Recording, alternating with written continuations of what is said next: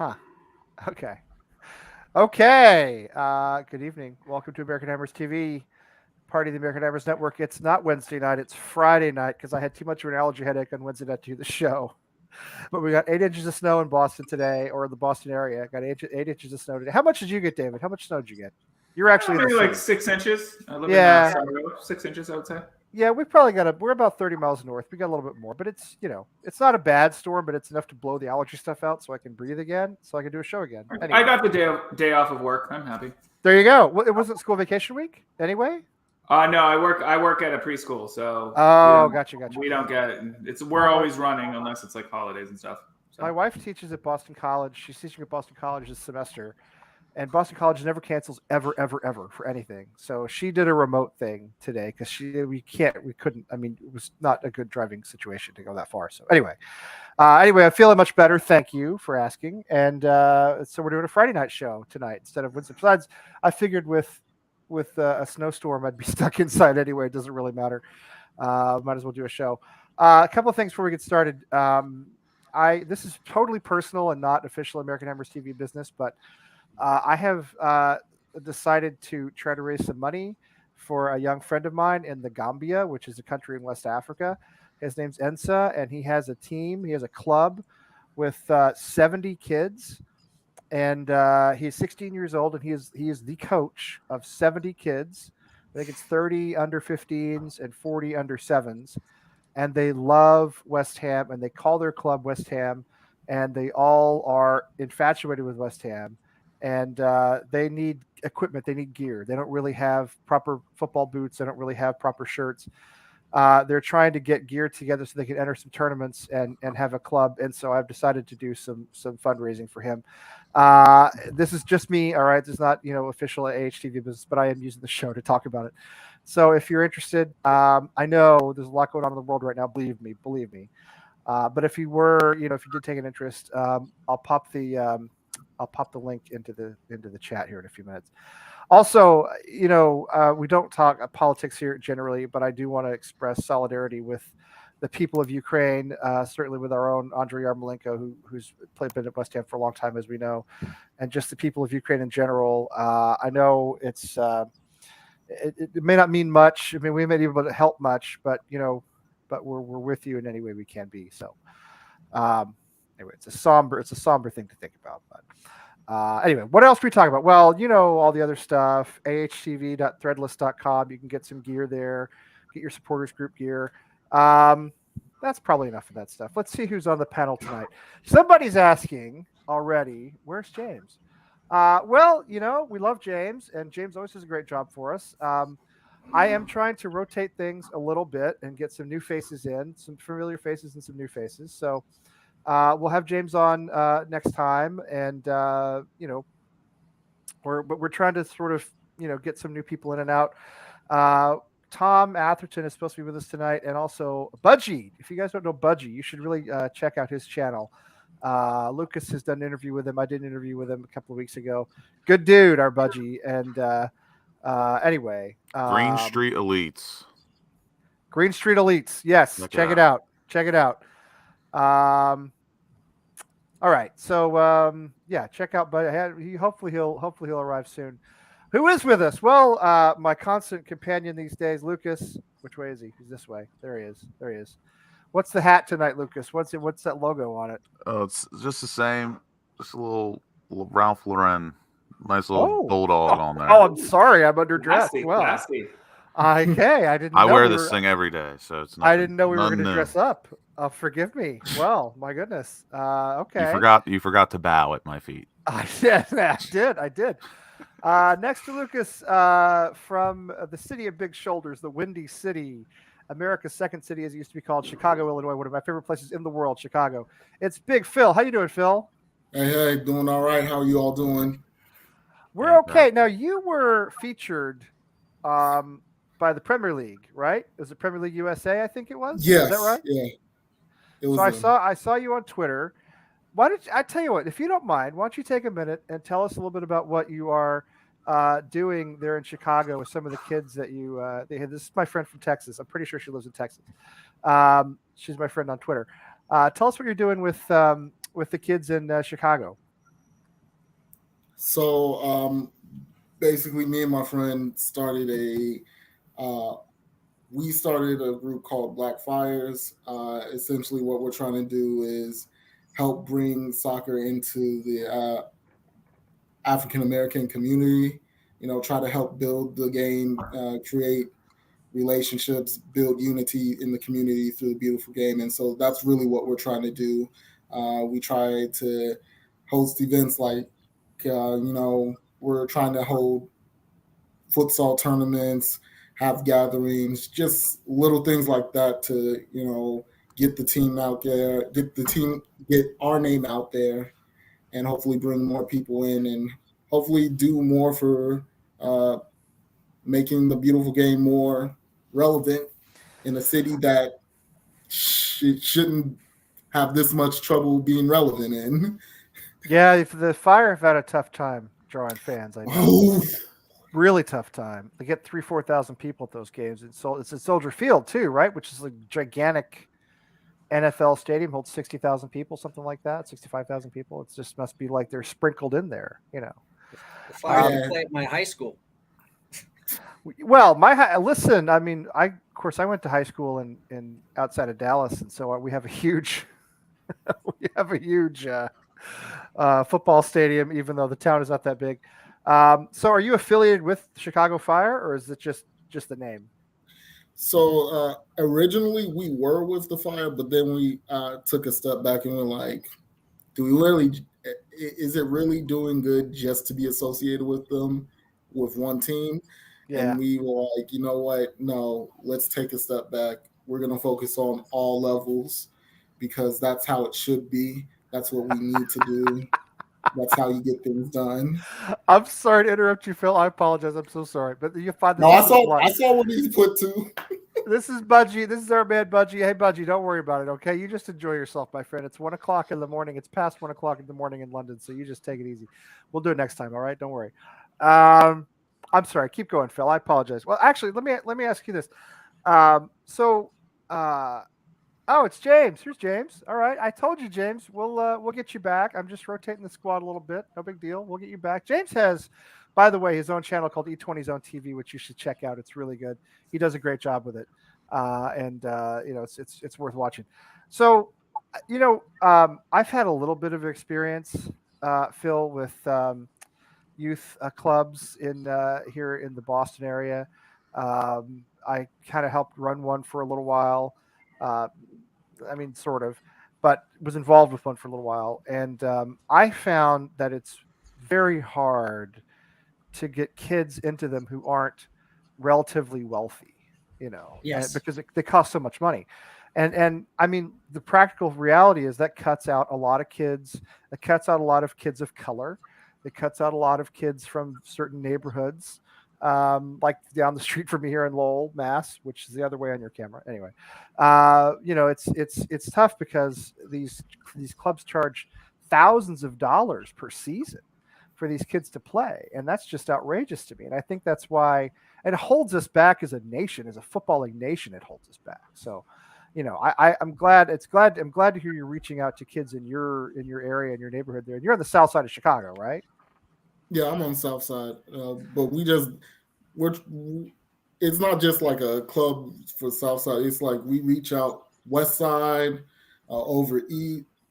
As we say, it's up north, over east, out south, out west. So we just don't do south side, And I think one of the things that has to be said is that in the past couple of years, ironically, after the pandemic started, you started to see more efforts by local clubs and other organizations to try to also grow the game within these communities. Yeah. So it feels good to know that the effort is being made not only by us, but by more people as time is going on.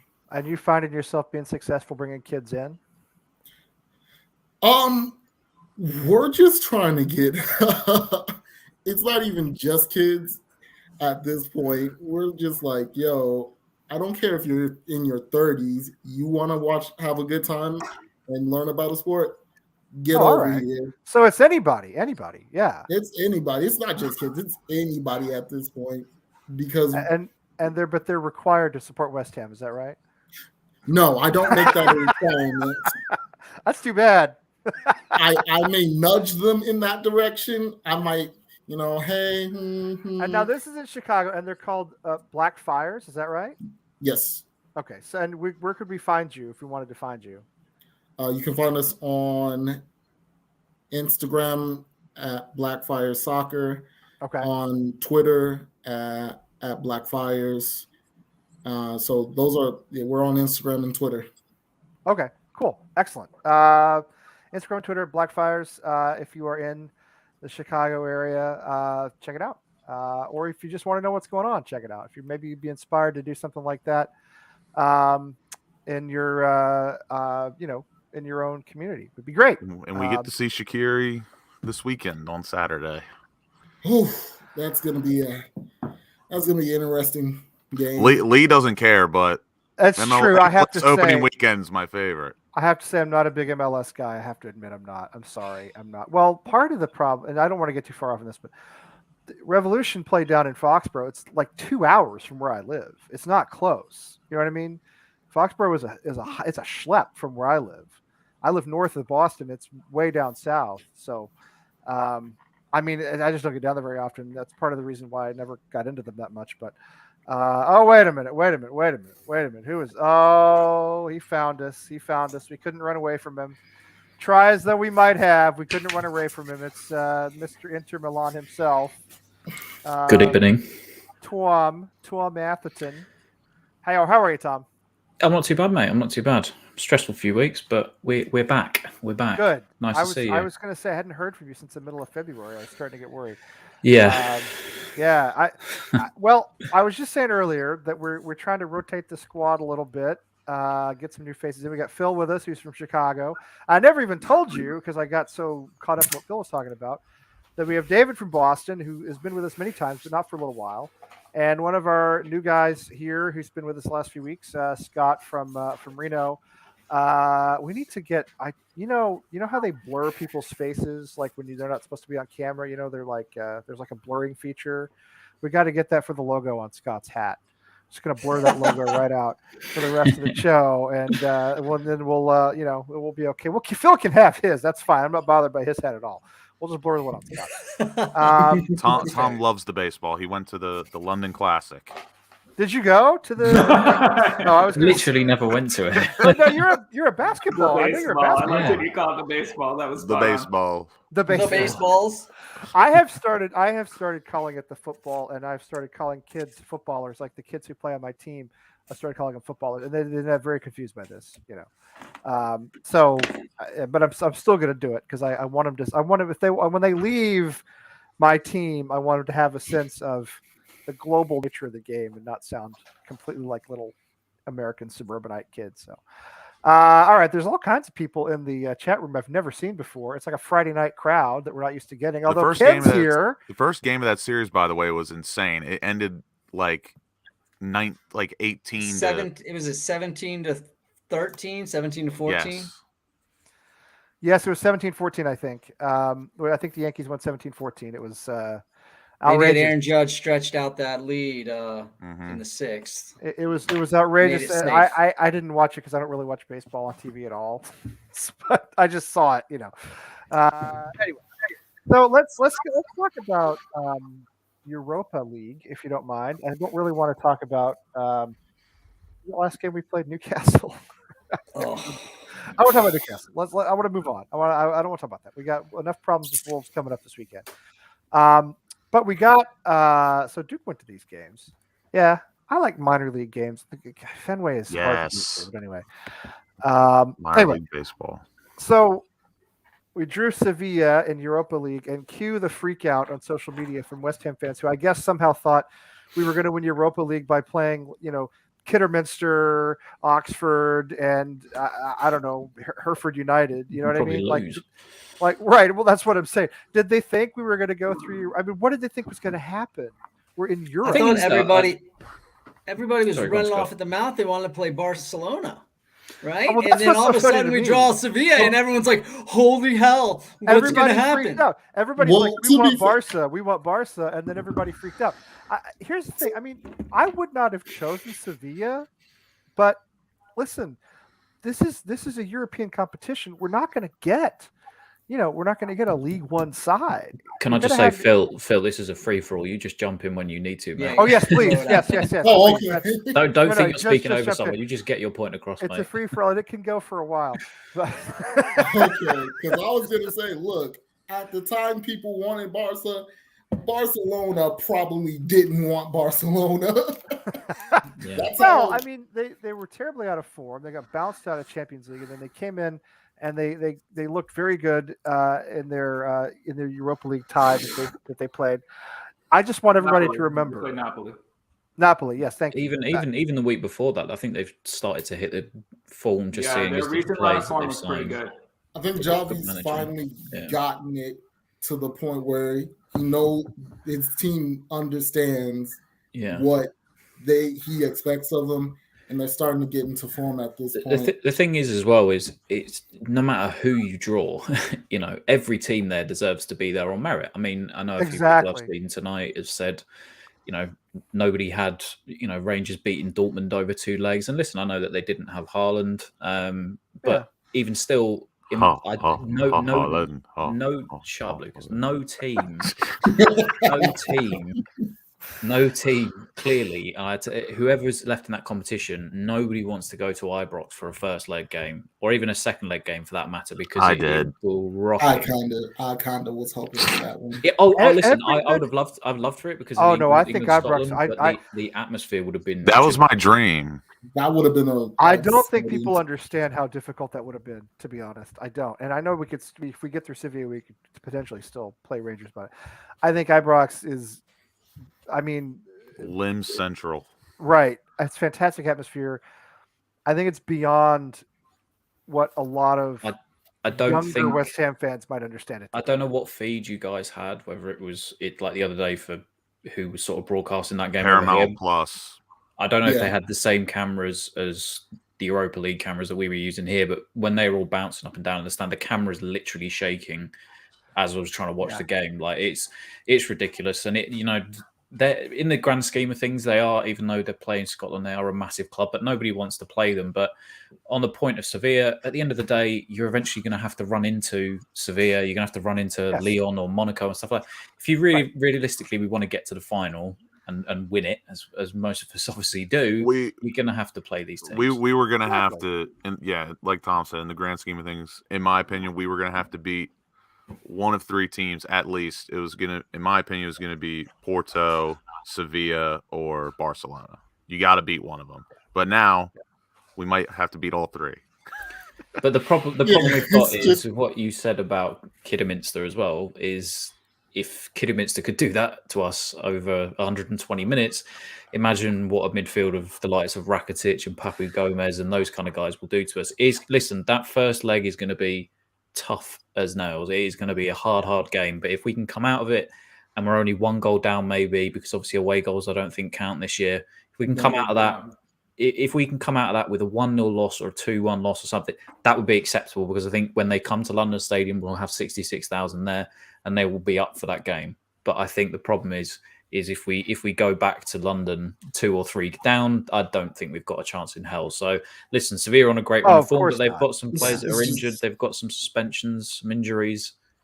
There's a chance. There's always a chance. There's always a chance. And look, we got to where we are on merit. There was a reason we finished first in the group. We took care of business. They lost to Dinamo. Now they won their tie, but they lost the second match to Dinamo Zagreb. They lost 1-0.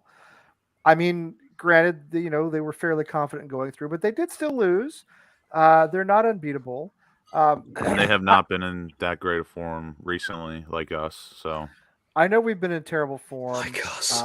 But then there's some things starting to come together. Vladimir Tufal apparently was playing with a groin that required surgery, which the whole thing just makes me wince. For when Matic kicked him in the nuts, apparently, I guess, during the League Cup game against Manchester United. So he's been playing injured, and I don't know why we wouldn't play Ben Johnson instead, but we get to that later. But my thought on Sevilla is, I know we got knocked out of the League Cup by Spurs eventually. We had COVID issues. We had all sorts of bad timing with that led to an unfortunate defeat that I don't think really had to happen. But we took Manchester City out of their competition. We took Manchester United out of that competition. The last four in the League Cup are all big six European Super League clubs, and we knocked the other two out. We beat Liverpool, we beat Chelsea. This is, I know we're not in form. I understand that. I really do. I really do. Yes, we'll see if they can do it on a rainy night at London Stadium, Sevilla. But I know we're not in form. But at the same time, this is not a matter of quality. It's a matter of form to me. If I didn't think we were good enough, that would be different. We've shown that we're good enough to stack up to some of the best teams in the world. Manchester City, Chelsea. These are all big. Though. Oh, and we got to throw in. We did beat Atalanta, and they played a full. They played a full preseason. That doesn't. They played a full 11 though. That doesn't count. I don't. No, not a chance. I don't count. They played a full 11. I know, but they're all trotting around. But I would say I think the difference is obviously we're playing the likes of Zagreb or some of the other teams we had in the group, and there's a difference between that and the likes of a Sevilla, the likes of a Barcelona and Leon. They've got many facets to their game which will prove very difficult to us. I think what I'm most scared about is, there's a big advantage for them down our left-hand side. The amount of pace that they've got with Jesus Navas and also the new signing from Porto and Tecatito Corona. There's that against Cresswell is already making me feel nervous as anything. En-Nesyri, if he plays, their centre backs. Can you imagine like Mikel Antonio against Diego Carlos and Jules Koundé? It's like, from what I'm reading, their centre backs are high. Oh, they are. They're brilliant between them. Supposed to go in the last transfer window. Yeah. So it's small fries, and we got but this is the thing is that on current form, what we're speaking about that version of Mikel Antonio against them earlier in the season, Mikel Antonio against them, I think he run them ragged for 90 minutes. On current form, we're screwed. Obviously, on current form, we're definitely screwed. It's just I feel like we're at the point where the club, the players are starting to run out of steam. Like we had such a great run, but now that we are over the halfway point, you're starting to see that mental exhaustion. You're seeing mistakes that they wouldn't make. Mistakes in the past they wouldn't have made, they're making now. And you're starting to just see the size of the squad. It's really starting to have an impact. It's kind of an imbalanced squad if you look at it from a bigger picture. And it's worrying because you're taking on Sevilla, kings of the Europa League. This is their bread and butter. This is their competition. But Phil, it makes me wonder. All these things we're talking about. I mean, yes, Tom, everything you said is absolutely dead on. However, let's not forget. Again, we have beaten big, massive English clubs that are among the biggest in the world. I mean, and among the best in the world. Well, they are. No, I'm not laughing at you. I'm laughing at Kieran. I don't know. I don't know. Isolated one injury or one dip in form, but it seems like ever since Angelo Ogbonna got injured in that Liverpool game, we have not been as good at counterattacking. And I don't think that's a coincidence. I think his positioning, his ability to win the ball back, the fact that he's a left-sided left center back to distribute it quickly. We just haven't had that same bite. I think that goes in conjunction with some of the players getting fatigued as well. But I think that Angelo Ogbonna injury was a huge loss, and people really aren't identifying it for as big of a loss as it was. I think even though Sevilla are formidable competition, they've won 27 of the last 28 knockout situations in the Europa League. The one team that beat them. They build from the back. They would have the majority of possession. David, who's the one team that beat them? Who was the one team? I don't know that. I don't know. That was a team that included one Vladimir Sufel and one Thomas Souček. Oh, was it Sparta Prague? Yeah. Slavia Prague, yeah. I I thought he was going to say Leeds. But anyway, Right, okay, we just stopped. Leeds. I thought it was going to be Leeds. Okay. So, but with Angelo Agbana and us being able to counterattack, we could take advantage of that. Bastards. Maybe that they have all the possession and slowly build up, and we let them attack us, and then we counterattack devastatingly back. If it was the earlier season in the West Ham, early in the season West Ham, I'd say, oh, we have a better chance, but we just haven't looked very good at counterattacking or look like scoring much goals. So as our form currently stands, I kind of don't have that high of a hope, but anything can happen in the Europa League where like tensions are running high. Anything can happen, of course. Yeah. Like, but I don't want it to literally be, hey, Jared Bowen, go out there and save our, save our ass again and again and again. No, on our current form, we can't beat anybody. I think actually though, what I would say is I think our current form, it actually plays into our hands for them, because at the end of the day, they're going to dominate a lot of the possession. Spanish football is different; it's a very technical game. I'm not even going to rise to that comment, whoever you are. I'm not going to rise to that comment. It's not. They're very technical, and they will look to slow the play down. They will look to almost be like a Man City. They will try to find that opening, but which makes me comfortable. Yes, because we all know when we're the enforcer, we always exactly absolutely. And I think that's the thing. If we do go in it with the, let's say, smaller team mentality and do look to hit them on the break, I think at the moment that's actually where we're. We got to have an underdog mentality. Well, that's where we're our most effective. Consider us the underdog. Yeah, we're definitely. But listen. We're still third favorites to win it all. Like Sevilla's like. They're right behind Madrid in La Liga right now. Yeah, I believe. If you actually look at if you actually look at the social media though today at Barcelona and Sevilla, that did both their fans, literally across the board, none of them wanted to play us. None of them wanted to play us because they really fear us. But I think that is almost where we have been more successful this season. Is almost being that counter-attacking side, and I think that potentially will look to play into our hands. And if we can go into the second leg, maybe one goal down, maybe a draw, that's absolutely fun, because I genuinely think the home fans will have that much of an effect. I totally agree with you there, Tom. And I think assuming score the first goal in the first tie, whoever scores that second goal in the tie in Sevilla, I think that's going to be crucial. I don't think we can get down too much. 2-goal deficit will be way too much, because Sevilla are the kings of the 1-0. But you see the effect that an atmosphere like Rangers could have the other night. Yes, they drew 2-2 on the night, but that still spurs you on, and it will be very similar to that. Not maybe as close to the pitch atmosphere-wise, but that atmosphere, as long as we're in the tie going into the second leg, that atmosphere will be key in the second leg. And I think if we can do something either similar to what Rangers did in Dortmund or keeping it close, I think people underestimate how much of an effect that's actually going to have come the second time round. Let me just ask you this, though. Let me throw this out there. Tossing aside all the talk about the London Stadium and how nobody likes it, our home form and our away form in the Premier League are pretty much dead even in terms of points. I think they are. What are we on, 42?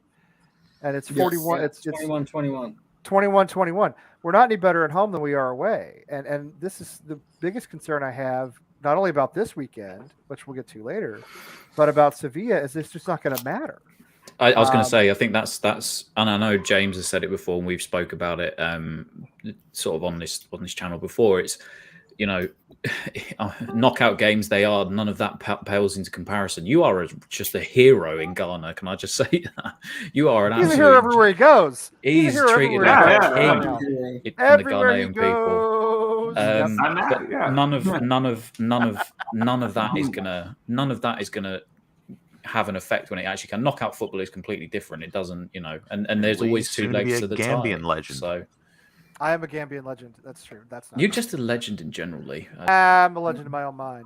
I'm going to Kenya, hopefully, so maybe I can leave my mark too. Wait, you're going to Kenya? You come on. No, I'm dead serious. One of my best friends is Kenyan. And really? Yeah, It's a very vibrant. It's a vibrant city. Lots of color. Kenya? Not like I've been. I know that my school had trips. Kenya's the whole country, though. My school. Rebecca's just looked at me because she's hiding in the corner as per usual. Yes. They used to do school trips to Kenya and stuff. I went to a posh private school. All right, calm down, everybody. Okay, in the UK, it was a very prestigious private school. She's probably typing, as I can see her on her phone right now, in the live chat. Use the word prestigious. This is a very prestigious school. Listen, one of only 3 schools in the UK to still use its original seal when stamping letters. Anyway, that's besides the point. Okay, well, that's very nice city. Very nice city. That's no Midlothian High School. I got kicked out of it. It's okay. I'm not. That's good. That's a much better story. I like you a lot more now. True. All right, so I don't know why you started talking about that. I forgot completely. But you're right. We're talking about football. Knockout football. It's a different thing altogether. And there's no away goal. Well, there are away goals, but the away goals don't make any difference anymore in the ties. So I don't know if that's good or bad. It's hard to tell. I think if we nick a goal in Sevilla and we don't. And if we have like a 2-1 result, even if we lose in Sevilla, I think there's a chance that we can come back and get back into the tie. I do. We just have to keep more than one. Just like you said, if we can keep it close, it'll be great for morale all around. And you go into that second leg, and you'll have momentum at your back. Hopefully, at that point. You don't know. You still have the league matches. Who knows what happens with that? But that's a good point because that's something else I wanted to talk about. Now, I think we play Liverpool before that first leg. Yeah, we do. No big deal. So let me throw this out there. So there seems to be a debate, at least on social media, about do you go for we're struggling in the league. We're not really struggling in the league. Let me just say that. We're not struggling in the league. Okay, we're basically saying rest against Liverpool before the Sevilla. That's what I'm saying. We're at worst we're top 8 right now, and that is not struggling. Okay, let me just say that's not. We may be disappointed. It's not struggling. No. It's not what we're used. Not compared to what we're used to. So, I mean, but at this point, top 4 in the league looks really unlikely. Pretty much it's gone. Top 6 is going to be very difficult. We're probably at this point somewhere in the top 8 to 10. So how do you focus on Europa League? People see you can go for Europa League, focus. Do you know what you do? What does that mean? Do you know how you do rest that? Players in the Premier League? Do you know how you do that? You get a bigger squad, number one. Well, do you know how you do it? That ship has sailed. You start Nikola Vlasic in every game, and that is how we will win. Even in Sevilla, I want him through the middle.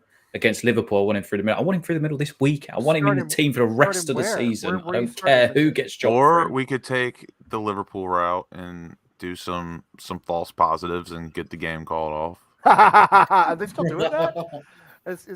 Or we just send one man out there to defeat them, and that would be Nikola Vlasic, and then we just... That's the one guy they need. I mean, at this point, honestly, I wouldn't mind the mentality of saying...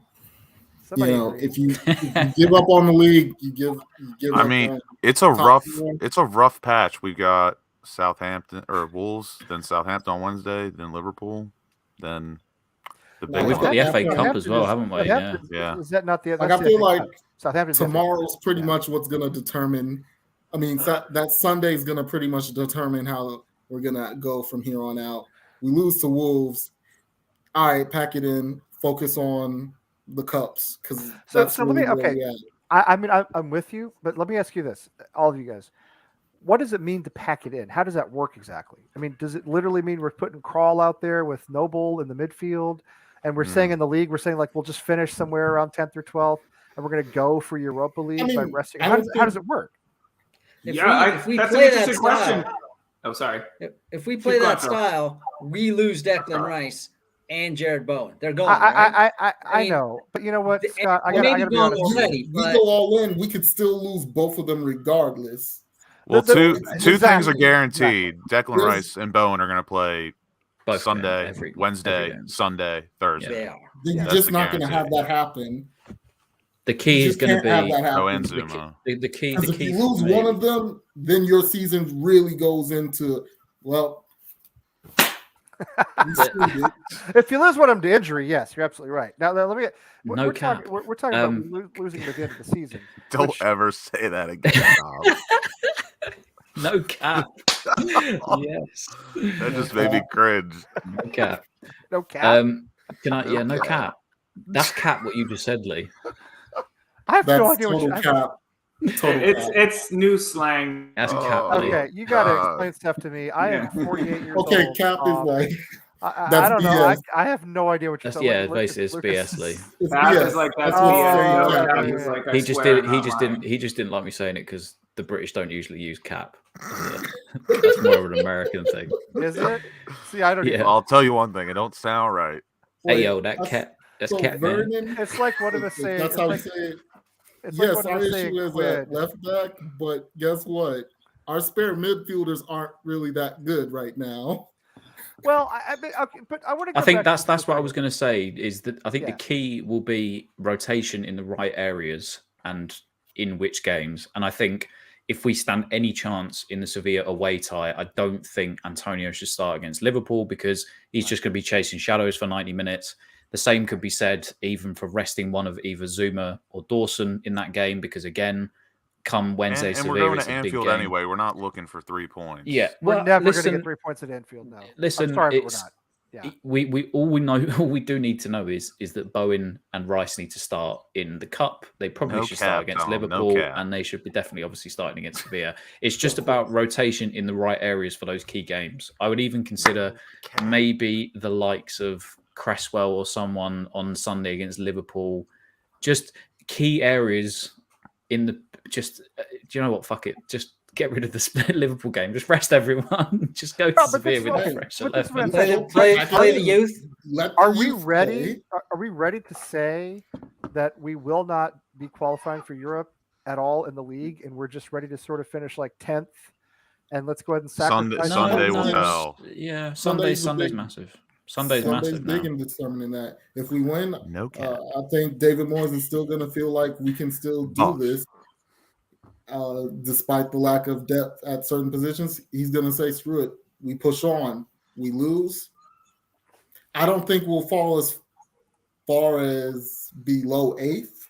Well, I don't think we will either. No, Because I don't think the teams below that area are really going to be able to make that climb.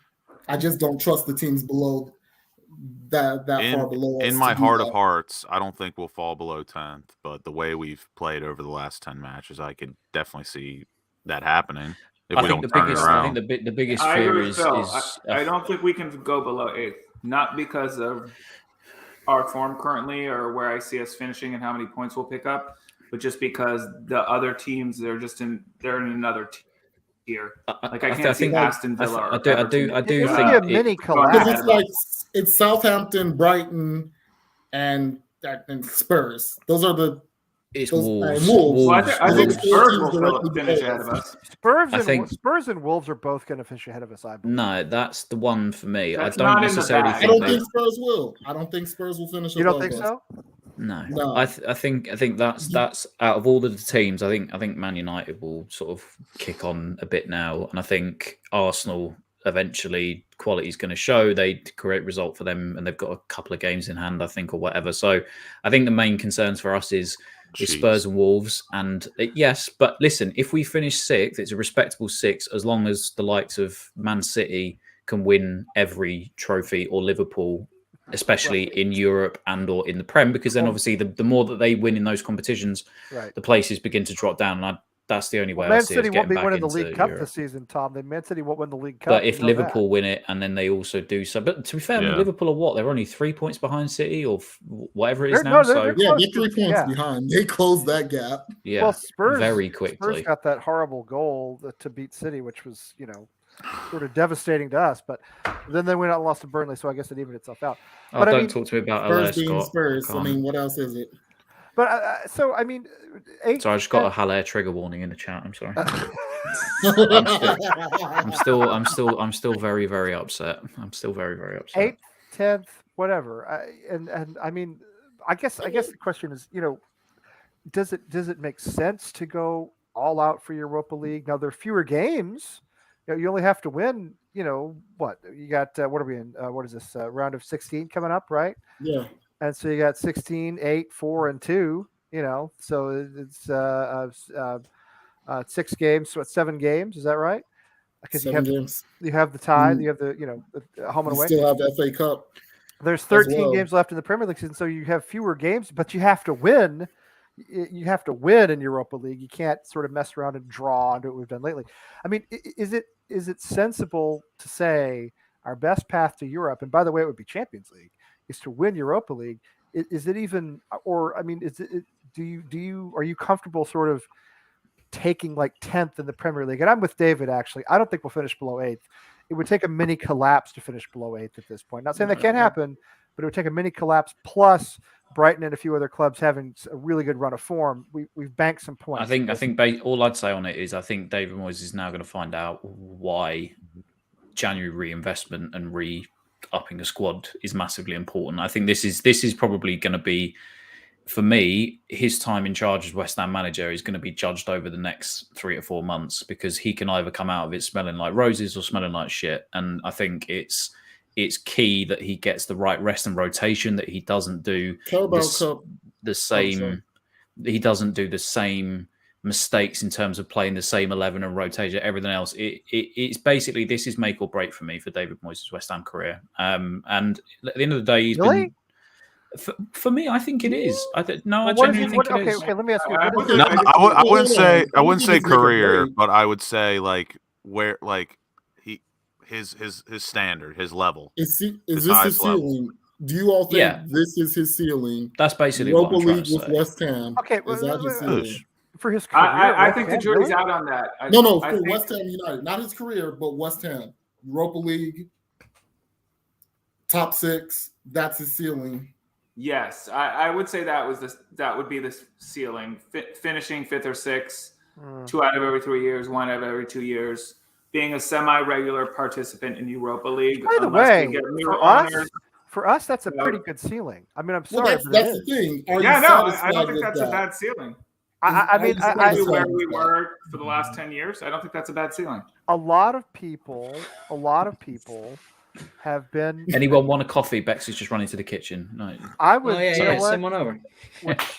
I would love 1, 2, 3. I would love a hot chocolate. I don't drink coffee. I'd love a hot chocolate. She's got a bad back. Too. I'm going to have to take my camera off. She's got a bad back and she needs to stagger out of the room. So I'm here, but I'm in spirit. What? It's the bad back that's making her stagger. It's like 1:45 in the morning. I was gonna say this. You can say if she's lit. It's fine. We don't care.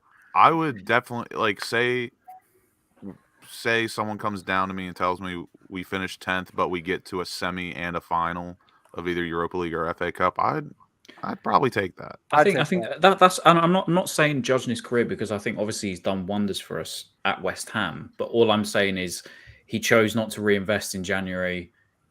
He made some debatable. You think it was? Was it really him, or was it the club? This is what I wonder. Know the constraints he's working under. You know how these owners. I know. He may have the new ownership, but it's still GSB running the show. This is what I'm always saying. And it's never too late for coffee, Scott. But we had this debate. We had this debate last week, and I told you point blank that yes, he's mostly responsible for this.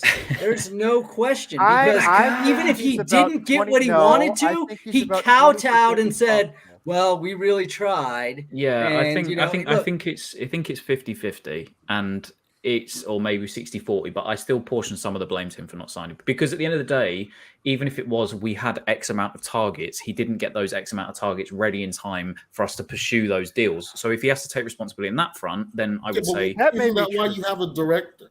Isn't that why we hired? He's on gardening leave. I don't know why we have a director of football. No, exactly, but that's what I'm saying. Him and Rob Newman pissed about for 3 weeks. That's the thing. That's Rob Newman's job as well. Like, you, as the manager, is like, here's the type of player I want. You should be doing that like in November. I have a totally different. That's what I'm saying. I have a totally different viewpoint on it. I think they identified the January transfer window. Maybe they had 2 or 3 targets who they really wanted. They thought our team is good enough right now to the level where we want to be at to compete in Europa League, maybe finish top 6 to top 8th. We've already spent a certain amount of money, and we're going to re-up. We're really going to focus on more than 2 or 3 targets in the summer transfer window. We're happy where we are now, and we're just going to hold pat. I don't think it was a failure. I don't think they were disappointed they didn't sign any players. I thought they said, unless we get 2 or 3 players signed who we want and they're not available, that's that. I actually agree with you. I actually agree with you. Okay, but Tom, I promise you, keep going, Tom. I cut you off, so keep going. All I would say is, what I'm saying is, I think, this is just my own personal opinion, I think that he is at fault for some portion of the blame has to be because of his lack of due diligence in terms of signings with Rob Newman, because I think that's a joint effort. Those two are in cahoots and communication. Before he was allowed to officially start his job, you could have had a list drawn up. As Scott said there, he said that there wasn't any option better than Antonio. So I think there is a portion of blame that has to go on Moyes for it. So for me, portion, I agree. I've said that all along. I would say he needs to be judged because what kind of a David Moyes are we going to get here? Is it going to be the one that rolled over and had his tummy tickled at Sunderland, or is it one that's actually, when the going gets tough, he's going to stand up, he's going to get the results, he's going to do the right thing as manager, he's going to make the right selections, make the right teams? And I think in the last few weeks, I've seen signs of David Moyes and some stubbornness that maybe I saw at the start of his second time in charge at West Ham. That stubbornness it could cost him over the next few months. And we could have a run-in when we do ultimately finish lower than 8th. We don't have European football again. We don't go far in the European competition. We get knocked out in the FA Cup. And all of a sudden, people will be questioning whether or not he's the right man to take the club forward. I'm not personally saying that would be me, but I'm just saying I think his time over at West Ham will be judged as these next 6 months being the most, or 4 months being the most crucial period, not keeping us up from relegation, not anything. His time will be West Ham will be judged on whether he can take us to that next level and actually get us to back into the Europe further on in these competitions, actually go do something in Europe. That's what I think he'll need to be judged on. I need to just receive my coffee. Of course. I think that's a very he's gone blank again.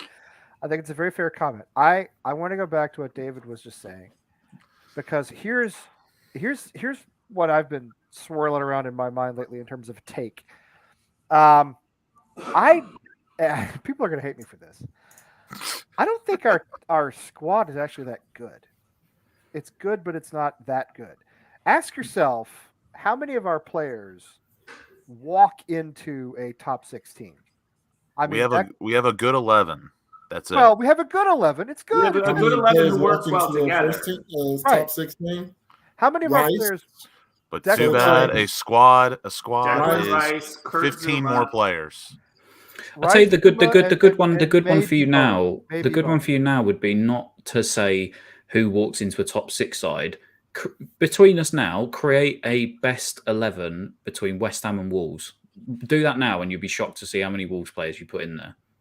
But that proves Lee's point. But that's my whole point. No. But what I'm saying is, if we say like a Man United or a Man City or a Liverpool, we're saying Rice or Bowen. The rest, no. But if you actually do our competition, but I mean, look, it could be said: Edison, no.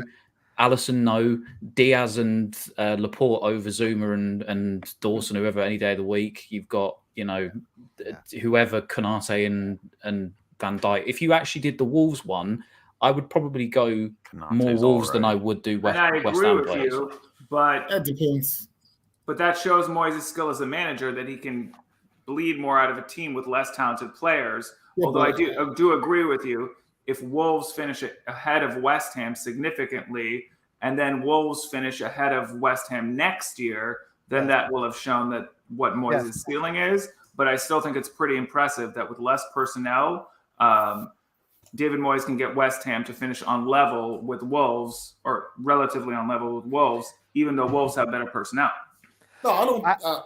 Look, Moyes isn't going to be fired at the end of the season unless not by these owners. No, I don't think he'll be fired. All I'm saying is I think the fans are the ones that are going to judge him on this period in the next 3 to 4 months. And it'll be a fair judgment. It'll be a fair judgment because, look, you had a whole season with Europa League, with some relatively new faces at the start of the season. you were given something to work with, and you were supposed to build off of it. You went from point A to point B. Now the expectation was to go from point B to point C, and we're not. Well, let me just say this. Quite getting that transition. Absolutely, Phil, and I think Tom's saying the same thing, and I'm with you. But all I'm gonna say is this. I'm not laughing at that. Rebecca just texted me and said, "Did you just sniff your coffee?" I did. I don't know why. I did. I wasn't going to comment on that. I was going to let it go. Does anybody just like to get a smell of the old? First of all, he went to a prestigious Arabica private beans? school. All right, don't forget he went to a prestigious private school. They do that sort of thing there. Okay, as far from what I understand, I don't know because I didn't go to a prestigious private school. I went to a public school. I went to public school in a small town in Texas for high school. So I mean, if anything we sniffed was whatever an animal left on the ground, glue. Before you could smell. Anyway, but let me, okay, I'm going to throw out. David, I don't know if you were going to take it this far, but here's the thought that I've had. What if I'm just going to throw these things out there? What if last season we weren't really quite as good as 65 points in sixth place? What if we had a little bit of fortune because we were in a global pandemic? All the games were played behind closed doors. What if we had Jesse Lingard come in? And I know we were fourth when he got here and sixth when he left, but even so, he had a massive impact on us. I think we can all keep in mind though, Declan Rice was injured for some of those games. Although I like the line you're going down. But what I'm saying is last season might have been an overachievement. Now, suppose David Moyes looks at this squad right now and says, we need a lot of help and a lot of cover. And, frankly, we love Cresswell, but he's starting to revert to his form from a couple of seasons ago. He's getting a lot older. He always is so slow coming back from injuries. He's so slow. Exactly. We have lost Ogbonna, and I don't know if he'll ever come back, to be honest. We have sort of right back by committee, although I like Ben Johnson a lot. Souček has lost something. Antonio can't go on forever this way. There's a lot of places where you need to strengthen. You don't buy all those players in January because it's too expensive and they're not available. Suppose David Moyes looked at this team and said, you know what? We did better than we should have. And instead of panic buying in January, Wang Hee-chan. Yes, I know he's good. We're going to get through this season with the squad we have, and then we're going to hopefully take this Kretensky money, and we're going to invest in the summer, and we're going to come back, and the real assault is going to be 22-23. Because West Ham have not just going with the Krasinski money. It's not going to be. We're also going to get Rice money, and we're going to get Bowen's money. We could, right? We're going to have a big pot to go with. But you know what? Actually, that's an excellent point, Scott. Because we could have like £200 million, which hopefully they'll reinvest. I think we'll sell Bowen. I'm not Moyes sure plays we'll sell He only. I think it's the other way around. If we don't get into Europe, Rice is first cab out of West Ham. You know what, Phil? I've said this a lot, and I tend to feel the same way. But I'll take it another step further than that. I think Rice is going to go to a club that can win Champions League. If we were to win Europa League this season, which is a very long shot. Okay, we're 14-1 odds. All right, it's a long shot. It's a very long shot. I mean, realistically, it's not going to happen. Even if it happened, all right. Say we get through Sevilla, and then everybody else we have to play is from the 12th division in Moldova or something, and we end up. We're not winning Champions League, okay? We're not winning Champions. Let me just throw out there to you. Don't want to disappoint anybody. If we qualify for Champions League, win Europa League, top four, whatever these things that are highly unlikely to happen, West Ham United are not winning Champions League. We don't have that kind of club, all right? We don't have the money, we don't have the players. We don't have it. I'm sorry.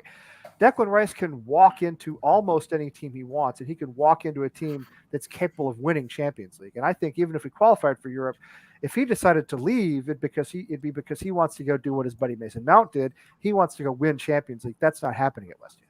Now, I want him to stay. I'm desperate for him to stay. We all are. But if he leaves, I don't think it matters if we qualify for Europe or not. I think he's going to look at it and say, you know what, it's my time to go do something greater. No, I think my only thing is if we were to somehow make Champions League, I think for sentimental value, you get the one last year out of him. And then you realistically is like, all right, if we get a big enough offer, you go take it.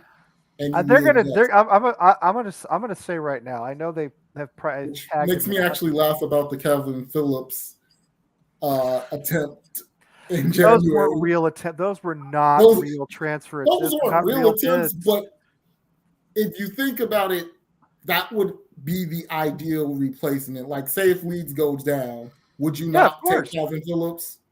I would. Well, they're not going to go I'm just saying, that's what I'm... Like, it wasn't a real attempt, but realistically, if you sell Rice, that would be the odds-on replacement in my... Special teams. I'll tell you what. John Lynch is here. I'll tell you what. You need to watch out for is Everton going down. If you see Everton's bloody running, my God. Yes, Everton. They are in real trouble. No, you're right. They're in real trouble. How bad is that going to be for Lampard? Well, I mean, they're in. I think it's severe trouble. So, as Kieran just said on that point, I'm sorry to make a massive U-turn for a second. What are you guys' opinions of the coming off when he came off the other day and he gave both barrels to Moyes and what that means for his future at West Ham? Because personally, I don't see him starting this weekend. I don't either. Because of that. I don't think that Moyes is the kind of manager that's going to back down if somebody went and said something. I do like the fact that he showed that bit of guile, but I think it's do not let a match a bit of Plymouth. Do not let a match in your house, Budgie, okay? Because you are flammable at this point. Calvin Phillips bid was real. Let me. Calvin Phillips bid was. I mean, it's as real as me walking into. No, I'm just reading the comment. I know you are. No, I'm addressing the comment. I mean, it would be as if I walked into the training ground, our trailer at West Ham where we do the training, and said, "I'd like to play for West Ham, please." I mean. It's not. I mean, I don't know. I could offer J-Lo my life savings. She won't go on a date with me. That's what I'm saying. She will. It's unrealistic. Shoot yourself down. Lucas, give yourself more credit, brother. More credit. the whole they'll sign you and say, "Hey, joke's on you." That's what they do with you. She finds out how freaky you are. But going back to what we were. Tom, you said something. No, I was just saying it was about the Ben. I think it's just about the Ben Rama stuff. Yeah. I think listen. I think at the end of the day, at the end of it, he's a quality player. Okay, there's no two ways about it. He has something that others don't have in this team, and that is he's got a will to take the ball and drive it in, and to try and at least create for himself with shooting opportunities and assists and stuff. And I've 40 feet over the crossbar, you mean? Well, no, but I've said it before. I think like his sort of level is almost linked to Antonio. When Antonio scores, Benrahma scores. When Antonio's playing well, Benrahma seems to be playing well. And I do feel for him. I do think he's been dragged off far too many times. I saw a stat from the other 14 that Antonio still sits at the top for the most expected assists with 5.7. Yeah, the thing for me is Jared Bowen had to go through a very similar process. Well, no, you know what? I was just going to say he will have to go through a very similar process. In as much as Jared Bowen was the most sub player, now he's look at what he's doing this season. Do I think that Benrahma will end up following that trajectory? No, because I don't think he's as a natural born goal scorer as Jared Bowen is. But I don't necessarily think that he's warranted coming off the pitch every single time that he plays. But I think it's more to David Moyes. He needs to understand that maybe Antonio sometimes should come off and Vlasic maybe go through the middle or something else to change it up. I don't think that the Benrahma Vlasic substitution, I don't think it works very well. I think it doesn't. Not because Vlasic is a bad player, but I just think Benrahma and Lanzini are the two who should be coming on for each other. I think. Yeah, I think it's more to Antonio's sort of just ghosting in some games, but it's interesting because I think a lot of people are ghosting or winging. Well, one of the two, but I think it's interesting because I know Gio had this conversation with Charlie this week. He did a tier list, and they were sort of saying, who would you keep or sell as the fans' choice? And a lot of people want to sell Benrahma this summer because they see it as they don't see as he's improving on the team. Yes, I know, as James would say, he'll have 8 goals and 4 assists and stuff, but some people want to see if they can recoup that money and spend it elsewhere because it's better spent elsewhere. So I'm just interested what you guys would think, because obviously at the moment it seems to be a massive talking point after he had said something to David Moyes that whether or not he actually wants to potentially sell him in the summer. As a coach, if a player had done that, I would have taken his jersey and told him to leave, right?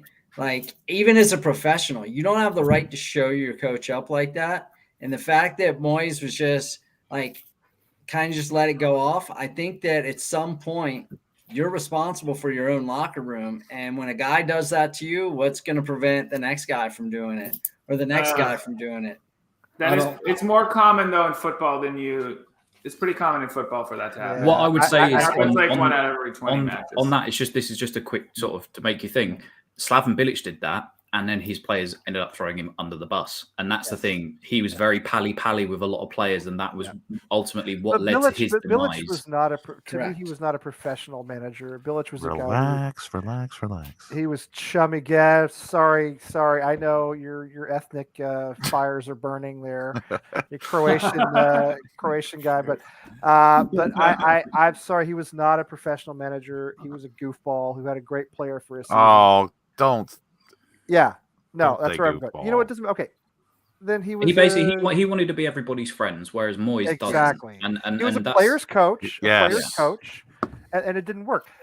I think your point about Bowen, Tom, is exactly well, it's exactly what I was thinking. I think it's dead on. Moyes did the same thing to Bowen, and everybody said, why are you taking Bowen off? Why are you taking him off? Why don't you take somebody else off? The whole conversation, we had this whole conversation about Bowen, right? Mm-hmm. Now he's one of our best players. Now he's a guy we're going to struggle to hang on to potentially. I don't know that Benrahma is of that quality, but if I were Benrahma, I mean, I think I would try to see this with a little perspective. And first of all, every athlete wants to play, right? We all know that. Everybody who's at the Premier League level, no matter who it is, thinks I am good enough to play anytime against anybody. And they should think that. If they don't think that, you don't want them on your team. You know what I mean? They have to think that way. So yes, there's going to be frustration. There's going to be anger. Every time a player gets taken off the pitch, unless he's injured, I think he's thinking what Benrahma said, right? It was just that Benrahma actually said it. But I think Benrahma, with a little perspective, and if Moyes will actually sort of bring him along, he could do what Bowen did. Bowen is. I think the also thing is Benrahma one of those players that is going to go away and do something similar to what Bowen did? And I know we joke about it. Me and Rebecca have our weekly bingo card for West Ham and what the commentators are going to mention. And the two that usually get brought up the most is Ben Johnson's heritage in terms of who his uncle is, and also if Jarrod Bowen has been farming fields of potatoes in the summer as he's off-season training. Who's Ben Johnson's uncle? Paul Parker, former Man United England right back. I didn't know that. Yeah, and he's also close to he's relatives to a sprinter or something in this country. But what I think is that Jarrod Bowen had the mindset of he's going to go away and he's going to work incredibly hard to better himself. I see Saïd Benrahma as that kind of a player that thinks, because usually the way it works with the skillful players is, especially the flick and tricky, you two, and it's one of two ways. And his girlfriend is serving you coffee, Budgie. Come on now, have some respect. Show some respect. Is he going to go away, and is he going to have that mentality that, okay, I've been called out, or I keep getting substituted, not just for West Ham, but also it's a two-way street. You either for Benrahma for the Algerian national team, he either doesn't get played or he gets subbed on really late, or he comes off in games as well. So what I'm saying is, does he have that mentality where, and I know Lucas is probably going to follow up here, but is he going to have that mentality where he's going to go away and better himself and say, I'm going to take that on the chin like a professional, or am I going to throw my dummies out the pram? And it seems like the other day he finally sort of threw his dummy out the pram. Did Bowen ever, let me ask you this, all of you guys, do you remember Bowen ever reacting like that to Moyes at any point? No, I don't either. I don't absolutely not. I don't right, and that's what I'm saying. He would never. And Bowen, I think Tom's absolutely right about this. Bowen said, I'm going to work, I'm going to get better. And he did. And now he is, one of our 3 or 4 best players. I mean, Rice, Bowen, Zuma. To be fair, I didn't think Benrahma would do that either, but then he did it. So, I mean, I know he's frustrated. Listen, he's human. The big point that a lot of people, his frustration. It's justified, but I understand the idea that you got to be professional. But at the end of the day, you're human, and if you keep getting pulled off like that, essentially something's gonna give. Like, did I mix a metaphor? In the big point better for it to give I feel in the changing room, though. Do you know what I mean? But that's hard to manage. The big point I think people that's ignore. probably what Moyes did. He probably dragged them once they got into the locker room. He's like, "Look, don't you ever try to show me up like that." He yelled again. at him in Scottish, and Ben Rama was like, didn't understand a word. Scottish. Yeah. Anyway, go ahead, Lucas. Sorry, go ahead, Lucas. I was just gonna say a big factor in all the substitutions as well. Like, I think we can all agree Antonio probably should have came off on Sunday, but we don't have a sub for Antonio. We do have subs for Ben Rama, though. That's the point. We've got so many attacking options in the wide areas, and at the end of the day, Moyes, you clearly can see what he's tried to build and in his squad. The substitution was that's fine. It was honestly justified. I mean, Ben Rama wasn't that great. You speak over the top of me, Lucas. You piece of shit. You taught me that one, Bob. Yes, I fucking did. Can we both say it's just Rama? No, you go ahead, Lee. Don't. Oh no. Ben Rama and Lanzini. Tom, do you need a hug? Piece of shit. Yeah, I do. Wait a minute. Come on, man. Come on. Rama and Lanzini both seem like guys who don't play well for 90 whole minutes to me. They don't seem like the best 90-minute players. All I would say is that you can clearly see what he's building is an egoless team. He wants all 11 players to be for the same cause. And I think him doing that the other day, Ben Rama, has almost showed maybe that Moyes was probably right in what he was thinking about him. I don't know. It's such a confused one because I don't want to be in a situation where we have to sell our better players to make, and he's already settled at the club. He's been here for a while, but we've got many players in that position. Lanzini's getting back to his best. You've spent a lot of money on Vlasic. A lot of people are saying, do we cut our losses now on Ben Rama? And I think it's a valid point just simply off of that reaction the other day. I'm not questioning or criticising his performances on the pitch because I think he can be a game-changing player. He has but I think in the past that outburst is not a good sign. And I know it's only a small one, but that's how it starts. And I can't see Moyes changing his ways of not subbing him off. I think he will continue to do that. I'm with you. I think it should probably speak more to the state of the locker room, how his teammate. I'd be more concerned about how his teammates reacted to that. Yeah. If his teammates are okay with that, they let it go. That's a bigger problem than if one of the elder players went over there like a Noble and said, like, "Hey, piss off with that bullshit." Well, Noble or Declan needs to step in. Listen, I don't think it will have affected locker room because at the end of the day, if I've just said locker room as well, just because I'm with American people and I'm sorry to all my British viewers. I listen locker room. You were corrupting. Yeah. I was corrupted years ago. Changing rooms. Yeah, changing rooms. So if in the changing rooms. At the end of the day, Zuma kicked a cat and everybody seems to be all right with him now. So I think they'll ultimately let it slide, but it still will raise a few eyebrows. I did do that when I was 10 years old. I will say that. You kicked a cat? At the posh private school? That's why you got kicked out. That's probably why. Yeah, because they made me play rugby and other strange posh sports, and I wanted to play football. Oh, I like rugby. I want to play football. So much of the strength of this of the club in general over the last 2 seasons has been the what's a good way to put this? It doesn't sound too American. I don't have one. Has been the team spirit, the esprit de corps, the morale. Well, I mean the morale, right? Okay, yeah. A sense of shared purpose that this team has had. They seem to, especially last season, they seem to enjoy each other, enjoy playing together. There seem not to be a lot of conflicts. The team spirit, for lack of a better word, smells like team spirit. I mean, like Tom said, it's good because if it wasn't, Kurt Zuma probably would not be here right now. Exactly. And the thing is, I don't think we won't be having you. Here's the thing: Said Ben Rama is not good enough to break that up. Do you know what I mean? If you had a player the quality of a Declan Rice, who causes no problems as far as we know, obviously. But if the Declan Rice did that, then you don't talk about selling a Declan Rice. But Said Ben Rama, if he's going to be a problem on the team, if he's going to break that, whatever that spirit is that the team has had, that seems to have been really positive for us, I mean, I like him as a player personally, but if he's going to be a problem, I don't think you're unjustified in getting rid of him. I really don't. Like I said, I if you get rid of him and got Jesse Lingard in, would you be okay with that? Oh yes. Yes. Like that's just what I want to confirm. Like, don't stick your head out. I'll bite your hand off. Him or Vlasic, I don't care. Good Lord. Yes. All I would say is, I as Fo said, I know as Fee isn't on the panel, I have to declare it's like I'm not digging James out by saying it. I'm not creating a drama with. I mean, to be honest with you, me and him, and we originally started this debate way back when. And it was me and him that would argue till the cows come home. And I'm not digging out Ben Rama. I'm just saying. I wouldn't think of James at all. I love. Also, James. Lucas, you're a twat for putting my name as that. But I would say,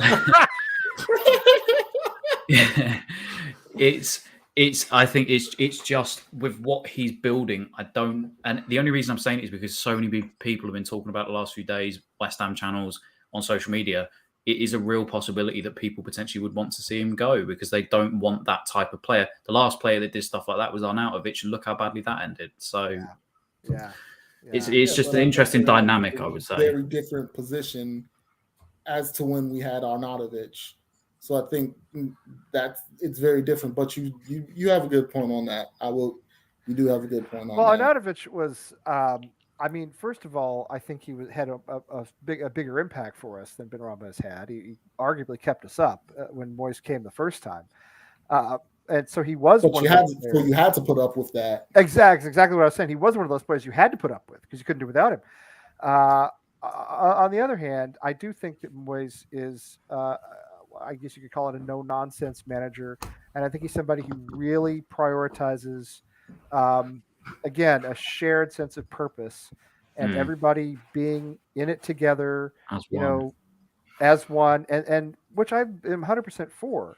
And again, this has nothing to do with James. I love James, and I really wasn't thinking about him at all when I was thinking through this.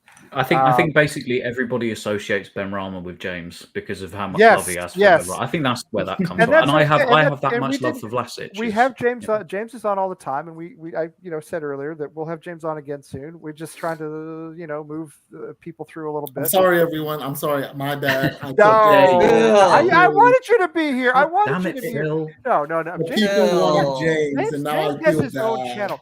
James has E20's own TV, which I'll plug again. All right, he talks on the YouTube all the time. All right, so did you call it the YouTube? Did I call it the YouTube? Did I call it the YouTube? Like the Google and the Facebook? I started calling West Ham the West Ham. I can't. The West Ham. I probably did do that. Or like they do the MLS.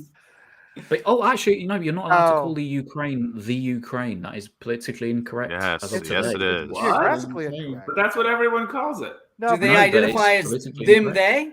Ukrainians are Balkans, but they're not. They Ukraine. I'm gone. It's been nice, guys. So Ukraine is a country. I was going to build my daughter, a snowman, but I didn't want to go through the process of figuring out its pronouns, so I just kicked over the pile of snow and called it a square. I don't know. Wait, I'm confused. Why he's never everyone's calling it the Ukraine? Why can't we say that now? We got Phil. We've scared Phil away. Scared Phil away. What's that Yankees hat has started to, it's having. This is what happens when I deal with a Yankee fan. I see it now. Anybody deals all day.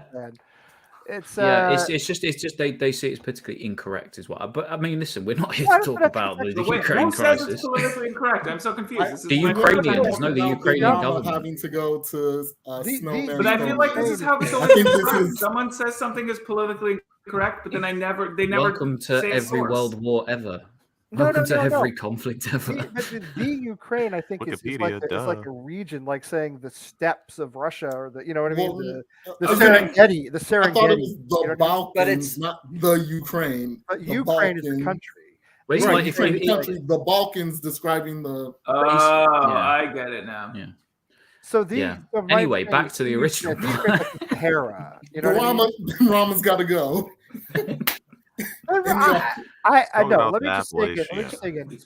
As Epic's put in the chat, that's exactly what. Okay. That's what it is. Where did you put it? Can you? The Ukraine is what the country was called in English when it was part of, and obviously, There's a lot of Soviet Union talk. There's a lot of Soviet Union everyone talk. was wrong. But let me just say, okay, I can solve this. All right, my brother-in-law lived in Ukraine.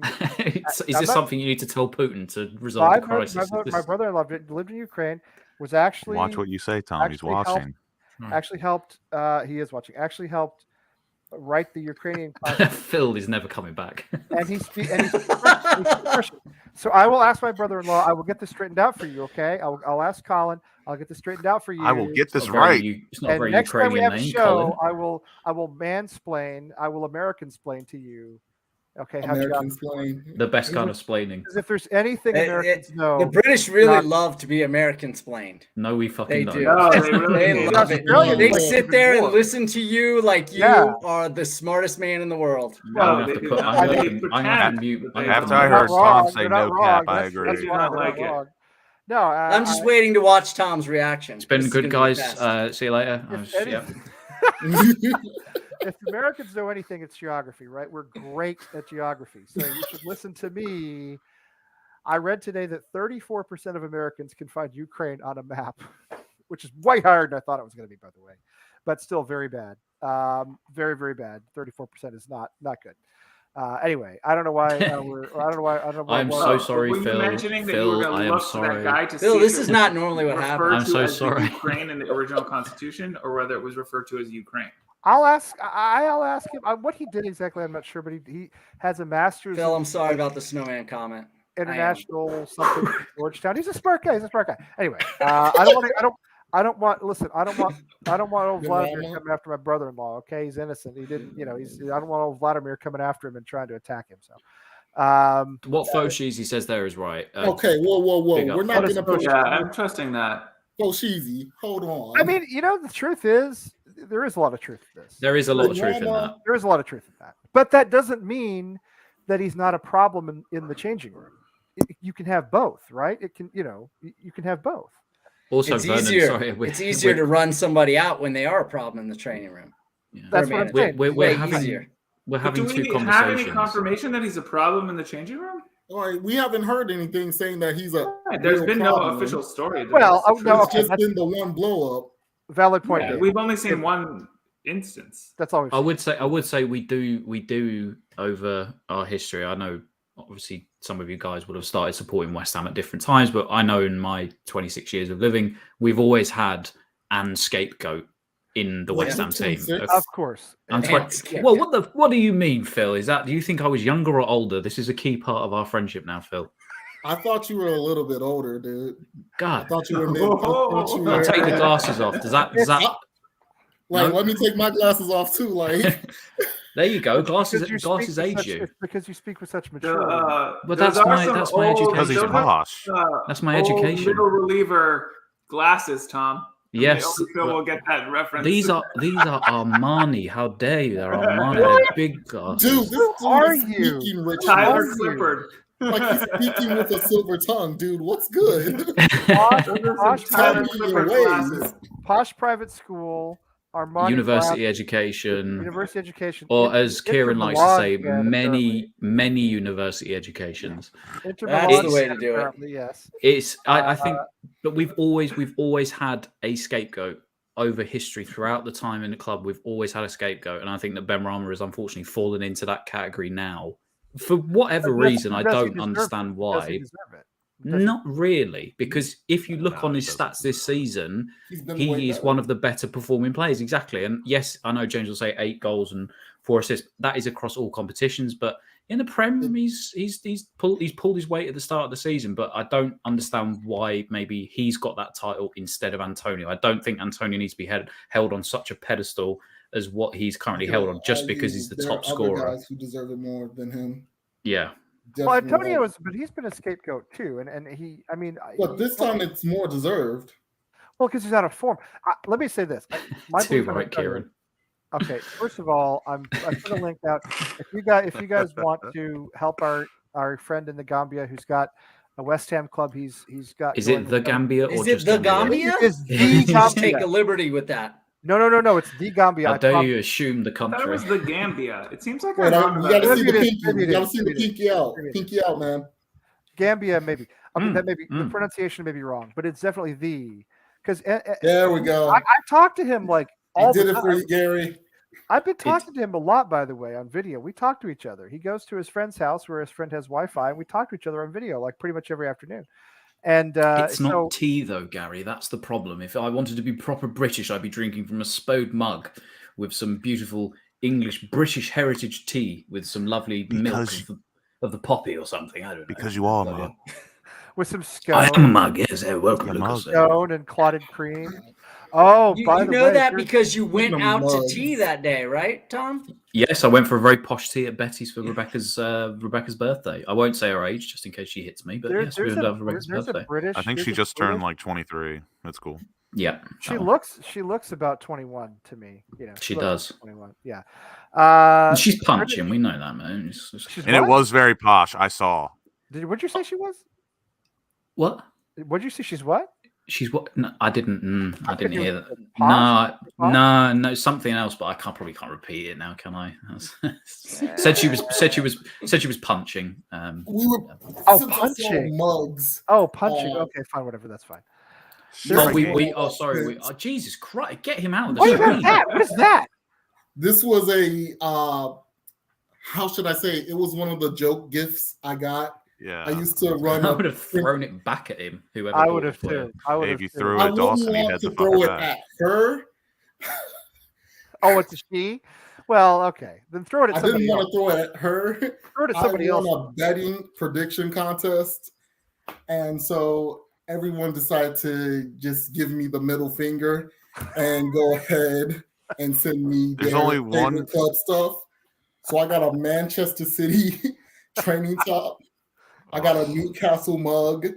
I got an Arsenal mug. You know what I have? There's only one good thing those mugs are good for. It's taking a piss in it and then dumping it out. You know what I have? Are you ready for this? Look at this. I meant to sell these years ago and I never did. Do you remember NBC Sports had the Premier League mornings thing that we went to in Boston about 3 years ago? It was my hat that I still have. They gave away a bunch of stuff, all right? And as we were there on the second day, it was Sunday. As we were leaving, they just started throwing stuff at people. Well, my Andrew was like 5 at the time. He was little, my younger son. Did you just assume his? Yeah, is it the Andrew or? It's the Andrew. He ended up with these Leicester shirts. Shit, I'm in trouble. Look at this. This I could sell this. This is like genuinely tagged, brand new. I mean, like I could sell this.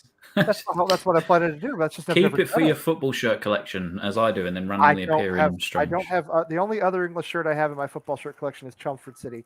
I don't have any other English shirts. I could never do that. I have a Chelmsford City. I do. Well, they were salty. They were very salty.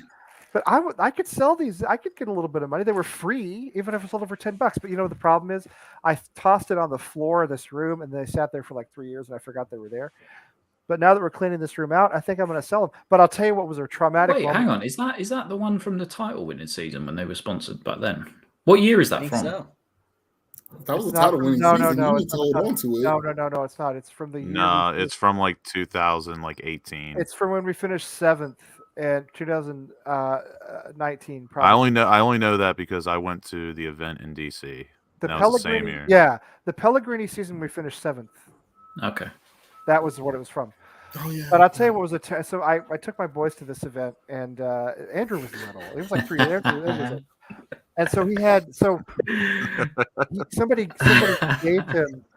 gave him a Spurs football. And he didn't know what it was. He didn't know what it was. You know? So I had to make that disappear. But I don't know what she's talking about. I really don't think we need to get into that. Punching? What is punching you? No, it means that I was the better looking one, therefore she was punching above her weight. Oh. I don't know if you guys say it over there, but you didn't say that. The terminology is out kicking your coverage over here. You think she outkicked her coverage? Yeah, that's or you outkicked your coverage. Yeah, but the Dolphins don't do that, Tom. No, I'm getting mixed up as to how that. The Dolphins never outkick their coverage. Thanks, guys. In response to that soccer ball, when I was training teams and the kids would bring balls of other teams and they knew that I supported West Ham, in the middle of a drill, if a ball showed up, Man United, Chelsea ball, I punted it as far away as possible, made the little jerk go run and get it and bring it back. And then if he plot it through again, I kicked it away again until they stopped bringing him to practice. No, you're my type of coach. And that's why they respected you. That's why that solves problems right there. That's what Moyes needs to do. So go run laps. Can I just quickly clarify? So for what Rebecca was saying, I may or may not. And just a key, I may not have a Chelsea Lampard shirt in my loft at home from when I was younger. Well, how old were you? I was about 7 or 8. Oh, you know. And I may not have a picture of me in said Chelsea shirt with the Premier League and the FA Cup from when I went on a Chelsea stadium tour. Oh no! You know what? You were a kid. I'm not going to. I mean, we can forgive that, but you were a kid. We can never forget. We won't forget. That's the key. Forgive, never forget. I did the Chelsea's tour, right? And there are pictures of me and my buddy in the painted wall, doing the cover up on each other, and they've got the little section where you're sitting in the wall like you're signing. We did all of it. I mean, I didn't buy a Chelsea jersey while I was there, or to get my picture. Thanks Scott for rubbing that one in. No he was when I was playing football when I was younger. He was my favorite player, and he was still at West Ham at the time. But he was my favorite. I don't think I understood fully what it meant. But when we were clearing out and we were moving over here, I did find my old football shirt collection, which was filled mostly with Ronaldinho shirts because he was my favorite player of all time. But I did find a Lampard, Chelsea shirt from the when they used to be sponsored by Adidas, and they had the Team Geist logo, which was like this ball as a logo on the side of the jersey. You remember that from those? Oh yeah, it's a while. Well, I want you to take that Chelsea blue flag and do something with it, Tom. So Germany 2006. It was about a 2006 shirt. She coming after you for saying she was punching. You're gonna get punched. You're gonna be the one getting punched. You're gonna be punching, all right. You're gonna be punching. No, you're gonna be worried about the next thing. You're gonna be punching you. Oh boy, that's not gonna be good. Oh man, this is. Bring it on. This stuff is all. So she got a bad back. All I have to do is just push her over, and it's. Oh my god, Tom. True. It'd be like a turtle, or a beetle. I'll just put it on her back, and she'll be like this. Cancel you. Okay? I don't want to have to cancel you. All right. Do you laugh at her and point once you push her over? God damn, you have to, right? Damn right, I do. Listen, if I've not already been cancelled, Lee, I've been on YouTube for about 8 years now. If I've not been cancelled already, I never will be. Trust me. You're about to get cancelled at home. Is what's going to happen. You're get canceled, I tell you what, the cancellation is going to happen when you least expect it. Again, just trip her up and just watch her like a beetle on its back. She won't know how to roll over. It's brilliant. Oh, I hope you enjoyed. Living. Yeah. The couch is nice, though. The couch. All I would say is, all I would say is, if she does that, thank God. If this is my last night on Earth, I won't be conscripted for World War III. I started this with my tie mug. Okay. I'm too old to be drafted to World War III. It is the tie I'm mug. 48 years old, but I'm gonna tell you something. It would just use you as a blockade now, Lee. That's what they'll do. I'd make a pretty good blockade. It'd take a while to get through me. They've in Ukraine, they've prevented men aged 18 to 60 from leaving the country. They're passing out rifles, dude. They're taking it to the Russians, man. They're doing it. I know how it's going to end, but I got to tell you, I'm with these people all the way. These Ukrainians, I'm with them all the way, and that's only relevant to West Ham because of Andriy Yarmolenko. And I have to say, it's been interesting seeing all the Russian. I have that same problem. That's why I don't ice skate very well. I have terrible ankles. It's worse. It is worse than Frankel. No, because Frankel was a fully grown 35-year-old man when he put a Man City shot unknowingly. Now, Tom, no, he's a man baby. You can't hold him responsible. He was my favorite player. My dad just. I went Frankel on the stadium.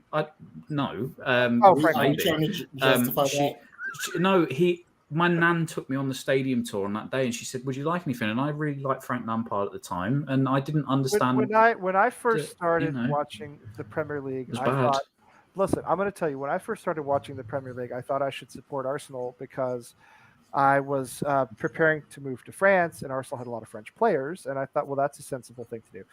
And then what happened was I met some Arsenal fans, and I thought, fuck that. What a lovely, insufferable bunch. I don't want to be one of these. I can't be one of these. All I would say is my dad did show me a clip. The Chelsea wasn't the only shirt.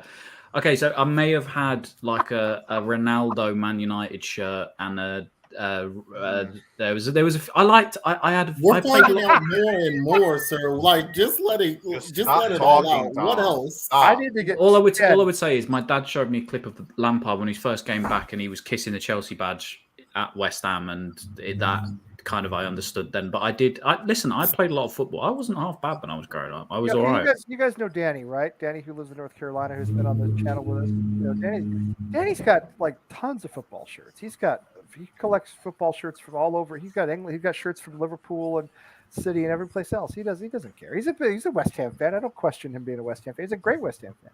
But he's got shirts, tons of other shirts. So you know what? It doesn't make you any less of a West Ham fan. It just makes it funner to make the jokes. Yeah, right, exactly. I wouldn't wear them now, is what I'd say. He says sitting in an Inter Milan shirt, but that's mediums. And my youthful body will fit into them, Scott. What are you saying? Every time I go to a new Major League Baseball stadium, which I will grant you is not very often, I buy a hat. I buy the cheapest hat. I buy a hat. I've never been to Yankee Stadium. I wouldn't buy a hat there, but I have a hat. I have a hat from St. Louis, and I hate the St. Louis Cardinals, but I have a St. Louis Cardinals hat that I bought at the stadium. It doesn't really. I've used to go swimming in it in Walden Pond because it could get it dirty. You know, it doesn't. I mean, it doesn't make me a St. Thanks Louis for the fan. point. I think just for being the Chicagoan I am, there are just certain lines I can't cross. In terms, well, you're not going to wear a Cubs hat. So would you not wear a Brewers hat? Family members have bought me a Cleveland. They bought me a Cleveland hat. I love it. I'm doing for Lucas on Christmas. That's gross. That's just like gross. they bought me a Cleveland Indians hat, and I'm like, and they're from Cleveland, so I think they thought it was a good joke. And I was like, no, I lost it literally 3 days later on a field trip. Nobody wants to put on a Miles Cleveland Garrett shirt or a Cleveland paraphernalia. That's one. Yeah, like they bought me Cubs stuff. God, a nice Baker Mayfield jersey. Yeah, Weeder North. The greatest insult was the purchase of a Packer item, which is was it underwear? Packers underwear you had to wear? No, God no. God no. A Packers item. That would be a fight. That would be a fight on site. All right. Let me ask you guys. What in your boxers or in actual fighting terms, like no, like we will literally have to step outside. Yeah, family or not, you're not finna disrespect me like that. Well, you know it's bad when finna is used. You're not finna disrespect me like that. You're not finna disrespect me with that. No cap. What if, like even a mankini, you're not good. You're not going with it. I've worn one of those before. Bro, I love a speedo. I love a speedo. No. Now, okay, yeah. you guys know that in France, to use a public pool in France, men have to wear Speedos. Yeah, they do. And listen, I make a point of every holiday that I go on with my family from when I was sort of like 13 upwards, I would always wear Speedos because it would make everybody else feel incredibly uncomfortable. And I live for that. Yes, but you were comfortable in your own Speedo. Oh, God, yeah. Well, listen, I wore a mankini before. That gives you that. Listen, you have a range of movement you did not think you had in a mankini. What about not having a shirt on? What's a mankini's like that? No, but it accesses areas of your body you didn't think clothing could access. That's what I would say. Like your goon hole. Okay with that. I mean,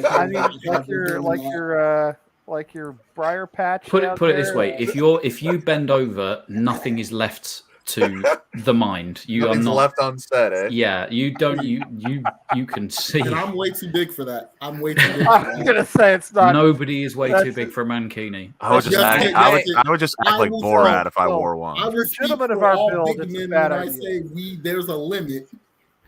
It's a bad. I wore an American flag Speedo to run a half marathon once with the SEAL team I was working with, and yeah, that was not my proudest moment. Yeah, but it was probably your freest moment. Exactly. I was definitely more limber and free than I may have ever been in my life. Being free is the most important thing. If you do bend over, you are seeing into a different space-time continuum, the whole thing. I was running, so there was no bending over in that. No, it's a portal to Spurs Stadium. That's what it is. There's a big black dark cavernous hole that you end up at the new Spurs Stadium. Sorry, did you say limbed up or lubed up or limbed up? Because you may have to lube up to get the mankini on because it chafes. It really chafes. Oh yeah, you got to get it in there. Look what you've done to her. Look at what you've done to her. I don't even know what to say. Oh, that's exactly what I do, bro. Oh wow, this is crazy. Oh yes, because obviously we got engaged, and I haven't seen any of you here since the engagement. You guys might need counseling. No, I haven't seen you face to face. I haven't seen you face to face since. Congratulations to you and the most. You did. You were the first. You were the first person to do so. Well, that's because I'm always on Twitter. Hashtag Tom's Mankini. Listen, she doesn't know what I'm turning up to the wedding reception in yet. There may just be a chance that underneath it all. Oh, I swear, all orange cream. Is this a real West Ham Clips, aka Charlie Walsh? Oh, don't start that off again. Why? Charlie Walsh's West Ham Clips conspiracy theory? According to Peach, it's me, Tom, Charlie, Rebecca, Lee, maybe. Dude, I don't want to get into the deeper recesses of Peach's mind. Okay, I love Peach, but I'm gonna let Peach be Peach because whatever happens, whatever's going on in there, that's Peach territory. You talk about not wanting to look into the black hole. I'm gonna let that just be up there. Peach is a good dude. But I don't need to know anything more than about Peach than I already know on the surface. Let's put it that way. All right, so West Ham great Clip. Selection of mankinis. If you haven't gone on Twitter and watched West Ham Clips, I mean, you have to do it. Art. Like, actually stop watching this show and just go do it now, okay? Because it's worth it to do it. He sent me a DM the other day. He always used to so good. He's so funny and so good. It's amazing. It's absolutely amazing. He always used to take what me and Charlie would do on Hammers Chat, and wait, he and you would do on Hammers? I'm confused because Charlie is West Ham. No, it was when me and Charlie were doing stuff on Hammers Chat. He would always clip and edit the worst parts of our shows together.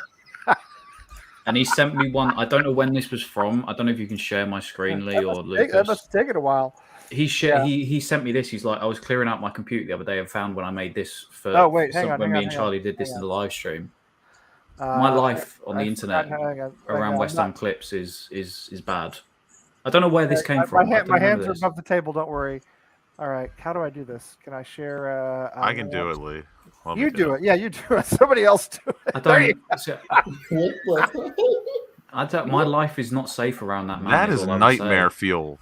Yeah, it's scary. The fact that he even has that on his computer and he just sends stuff to me going, I remember I had this on my computer and I just sent it to him. I'm like, oh, Jesus. I forget I shouldn't live my life in front of people. It's not a good idea. Still has tons. But I am. Oh God, I hope this. I really want this to be true. I desperately want this to be true. Wow, that would be amazing. This level of passion. I don't know who West Ham Clips is, but whoever you are, West Ham Clips, you do fantastic work. It's brilliant. All right, can we talk about this game on Sunday? Yeah, we have a game on Sunday. Wolves. You ever notice that the Toronto Maple Leafs misspell the word Leafs in their name? That's like the only franchise I can think of in like North American sports with a misspelled word in its name. It's not Leaves, it's Leafs. I never thought of that. I read this years ago, and it never occurred to me that nobody else. Well, I mean, these days with all these USFLs and XFLs, you get weird names like Extreme and stuff. But I mean, of the traditional American sports, the only name that I could think of that is intentionally misspelled, or that is misspelled at all, is Toronto Maple Leafs. Unless you consider like socks to be, a misspelling of socks. Never. But it's really not. It's just anyway. So Wolves, we're gonna play Wolves on Sunday. Now, this is as pivotal a game as we'll ever have as contenders for Europe. Let's put it that way. We've had more pivotal games during relegation battles when we've had to win. Otherwise, we will threaten to go down. But I don't see any way we win this game. And I want what? I want you to talk me out of this. Talk me out, Phil. Honestly, I'm gonna go on. I'm gonna say we win this one. You are? I'm gonna say we win this one because I think we've been on such a bad run. We're due for one. That's my mentality.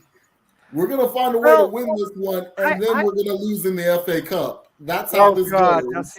Now that's I don't even. Everybody always asks this question on Twitter, like, would you rather win this, win that? It's not even a would you rather at this point. That's literally the luck we're gonna have. I would rather lose to Wolves and beat Southampton in the FA Cup. No, I would too, but no, but I know what you're saying.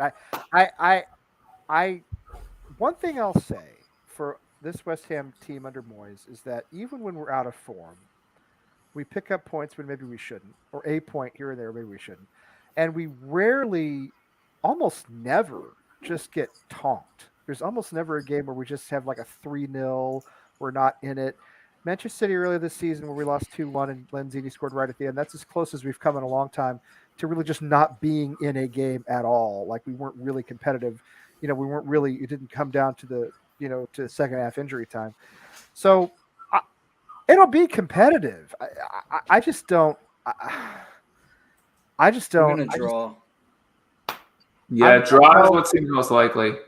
I read like 5 betting previews. They all said like this game to have less than 3 goals. It's like on every single betting preview because Wolves don't allow a lot of goals. They're like allow the second least goals in the whole Premier League, and the least amount. 0.7.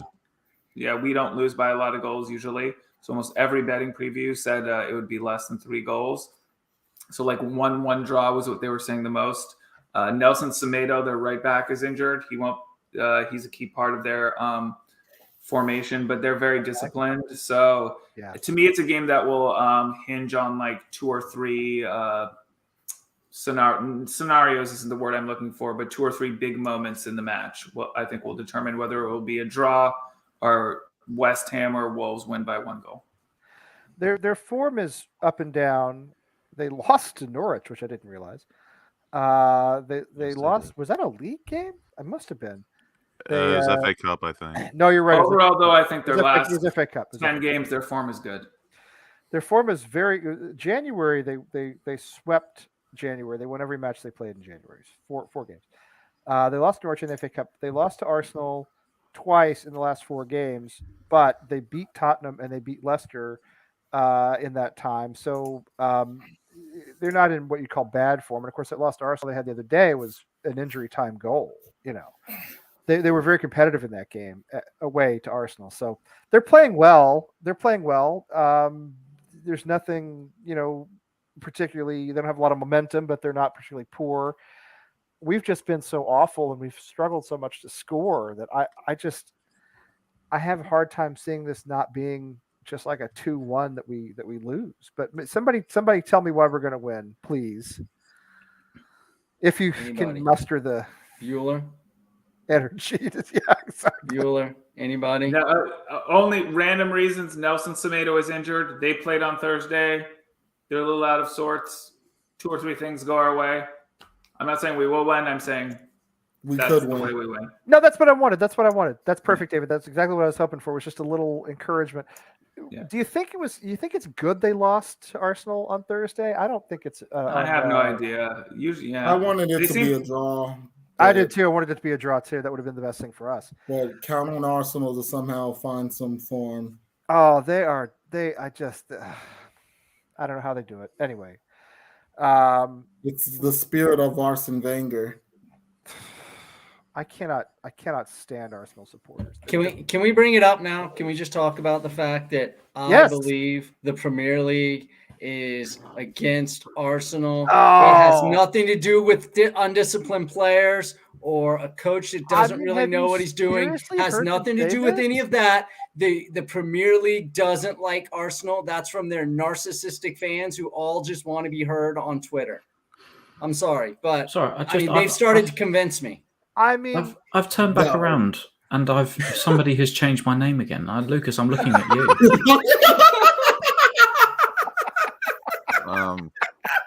What did she text you to tell you to put that up? What did she promise you? She's right next to you. Ask her. No, she's not. She's in the other room. Oh. All right, listen, I'm gonna have to dip because my mother's coming at 11 tomorrow morning. Tell us who you think's gonna win. I'm gonna actually have to dip too. I got work in like 2.5 hours. My prediction 2-2. I'm gonna say 2-2. The cheeky Desmond. I think Bowen and I actually think Rice this week for some reason. I think Rice. I'm going. But I think they're going to cause us a lot of problems, and I think it's going to be just very similar to when we played them at their place. I mean, I think if Newcastle could waltz for our midfield with a converted striker, with the way Wolves have been playing at the moment, I think we're going to find it very difficult. So I'm an optimistic 2-2. Fair enough. All right. Phil, what do you have? Catch you later, chaps. Hey, thank you, Tom, as always. It's good talking to you. Anytime. Love you all. Nice to see you. Nice to meet you, Phil. Yeah, see you later. Nice Lucas, to go meet fuck you. yourself. All right, see ya. So what do you have for us? What do you have? I was gonna have West Ham 2-1. I think I think ultimately we'll get a goal from Bowen, we'll get one from Dawson, and then we're just gonna try to pack it in for the rest of the game, and then we'll just concede a stupid one. Probably a Neves free kick. We've been doing we've been conceding a lot of stupid goals lately. That's so we'll give up one, but we'll have enough to hold on to the result and somehow make the season even more complicated than it is right now. For drama, a win would actually be the best thing, right? Because it would keep everything going. I mean, in a way, if we lose, we sort of have to look at like, okay, now we have to shift to Europa League, what we were talking about earlier. But for drama, a win would be appropriate, right? A win would be a West Ham thing to do. So, all right. So are you telling me you got to work a whole day or like a whole 8 hours, 2.5 hours? Yes, I work overnight. I do. Are you gonna? That is called the graveyard shift. Yes, it is. It is called the graveyard shift. That's true. I used to be a concierge. I know about that. Well, I never had to do it, but my wife was a concierge. She didn't work overnight, but she was a concierge. She would work later nights in Boston years ago when we first met. But so you're not gonna get like? Is this like your sleeping time that you're giving up to do this? Yeah. I sent you. I reached out to you. I told you. Well, I know, but I mean, I it's fine because I wanted to do this, and I work overnight, so it's like I'm good. This is my last night before I have a weekend off. Oh, good. Do you work in a place where you're probably not going to have to like chase anybody down? And I mean, I've had to. Have you? Yes. I would be. It's a hospital, man. Crazier things. Oh, it's a hospital? Yeah. Oh, I see. Well, then you are going to get some weird stuff in there. Yeah. Oh, I have stories for a lifetime. Yeah. In 2 years. Next time I'm in Chicago, I have a very good friend who lives in Chicago, and my cousin lives up with her husband and her son. They live up in Belvedere. It's called Belvedere. It's up near Rockford. They've lived there for many years. So I love Chicago. I love the Chicago area. So anyway, Phil, I appreciate you being on with us. You did a great job, and I hope you'll come back soon. Yeah, thank you for having me. Appreciate it. Yeah, anytime. All right, have a good evening at work. I will have a fun graveyard shift.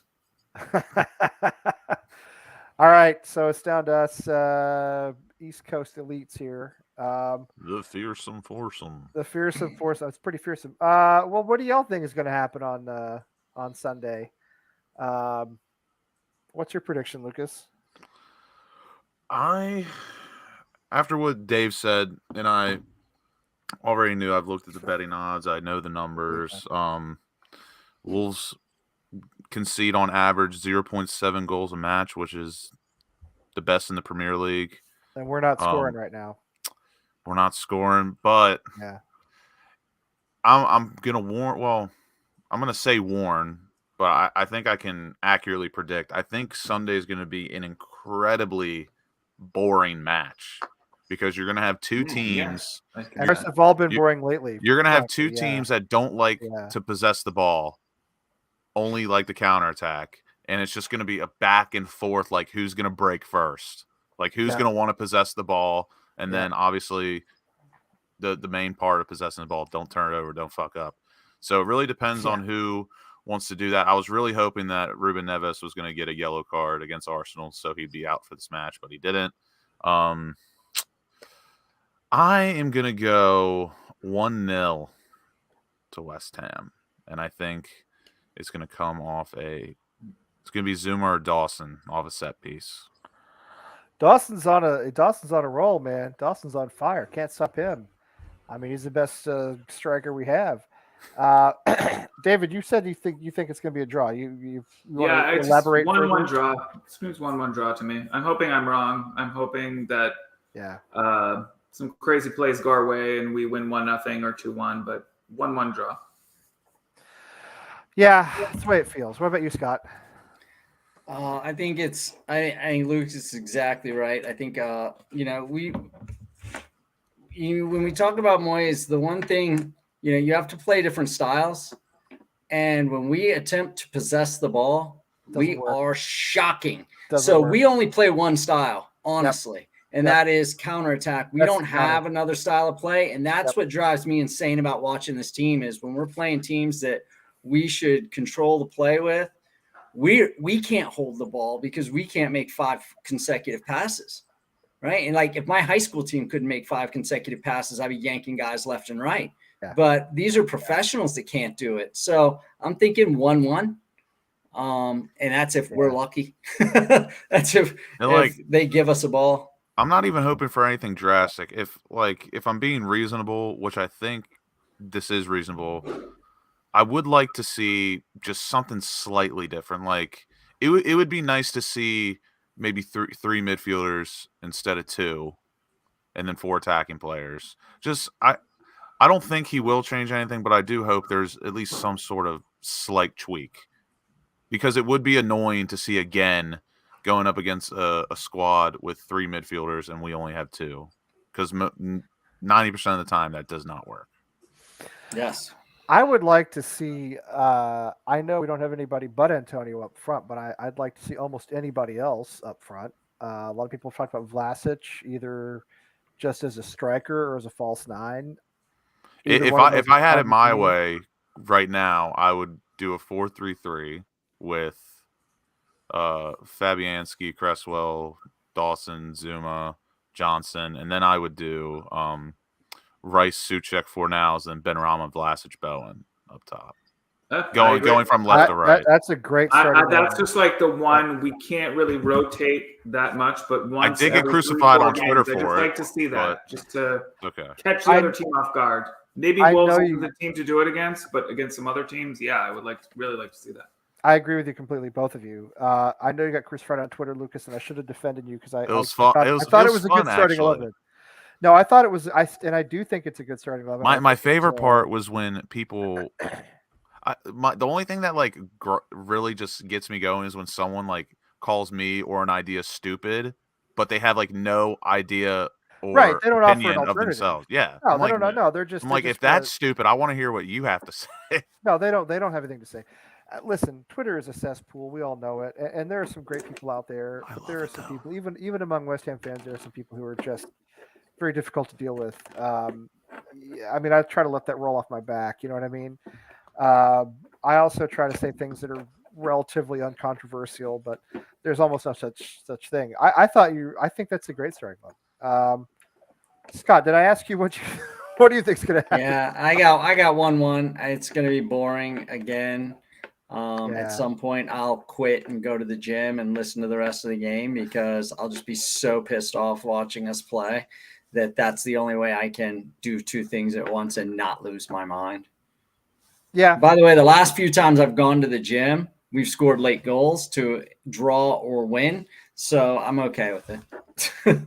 I really I hate to say this. I think we lose this game. I think we lose 1-0. I don't think we score on them at all. They don't really concede. We're just not. We don't have anything in attack now. that's if we go with our typical starting 11 that we've been going and with. they've won their last 4 out of 5 away matches. Yeah. They've Yeah, won 4 in a row. And let's face it, our home form is not particularly good. The atmosphere is not particularly good. It's going to be a tense atmosphere because everybody's on edge. I think a lot of fans feel every let match right now down. feels like a cup final, honestly. Mhm. Yeah, it does. It does. Because the position we're in, like everything can shift for bad or worse. Like if we Everybody feels win, let we're a down. point behind United. I know. If we lose, we're practically. I mean, I still don't think we're going to get top 4, but that discussion is now completely off. Yeah, it's completely dead. I'm with David on what you said earlier. I actually think we'll finish 8th if you had to put a. And this is something we didn't get into tonight, but I don't. I'm actually. A lot of people are disappointed by that. I'm kind of not, only because West Ham have never had 2 good seasons in a row ever. The only way I feel good about it, we've never done it. And 8th is not that bad. We would take. I did say earlier, I would take 10th if that means we got to a semifinal and a cup final of either or Europa. If we won a trophy this season, I'd take 17th. If we won a trophy of any kind, I'd take 17th. Seriously, I mean, that's how I feel. Which is not going to happen, but if we win a trophy, I wouldn't care where we finish in the league. If we win the FA Cup or certainly Europa League, I wouldn't care where we finish in the league. I'm worried about this game. I think we're really out of form. They I think are going to be a little bit of a wounded animal after that loss to Arsenal. They're still a good team. They still have a lot of kind of strong, pacey players. I don't know. I think if we match their midfield, if they have 2 or 3 and we match them, I think we'll be fine and we won't lose. We need somebody to step up. And you mentioned Rice scoring. I mean, we need somebody like Declan or somebody like Fornals. But that's the problem. We need people to. We're expecting people to step up and do things that, like, it's not them. Like when Moyes said that he wanted more goals from Fornals, like forever ago. To me, that just really doesn't correlate, because it's like that's not who he is. Fornals, like, he's had a couple of class finishes inside the box, but like that's not. He's a playmaker. He's a facilitator. He's not a goal scorer. And he's most certainly especially not a winger. the position where he plays on the pitch. Like, exactly. When he most played certainly for not Spanish a winger. and under 21s, he was more central. But now he's always on the touch line, helping out Cresswell or whoever else he has to. We've pushed him out left because he tracks back and he can help out. Yeah, Cresswell. he's so tired out, and he's not having as many opportunities in front of goal as he would as if he played his position when he was in the U21s for Spain. So I agree. That doesn't make much sense to me.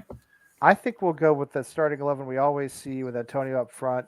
And I think we'll lose 1-0, and I think there'll be a gigantic, spectacular meltdown among West Ham social media circles, and I'm not looking forward to that at all. I may not be on Twitter on Sunday if we don't win, because I really don't know that I want to be there for it. Yeah, you got to do a Jedi mind trick, Lee. You got to just not go on Twitter, or if you see it, you just. This club have made me an emotionless bastard, so nothing can hurt let it me. get to me.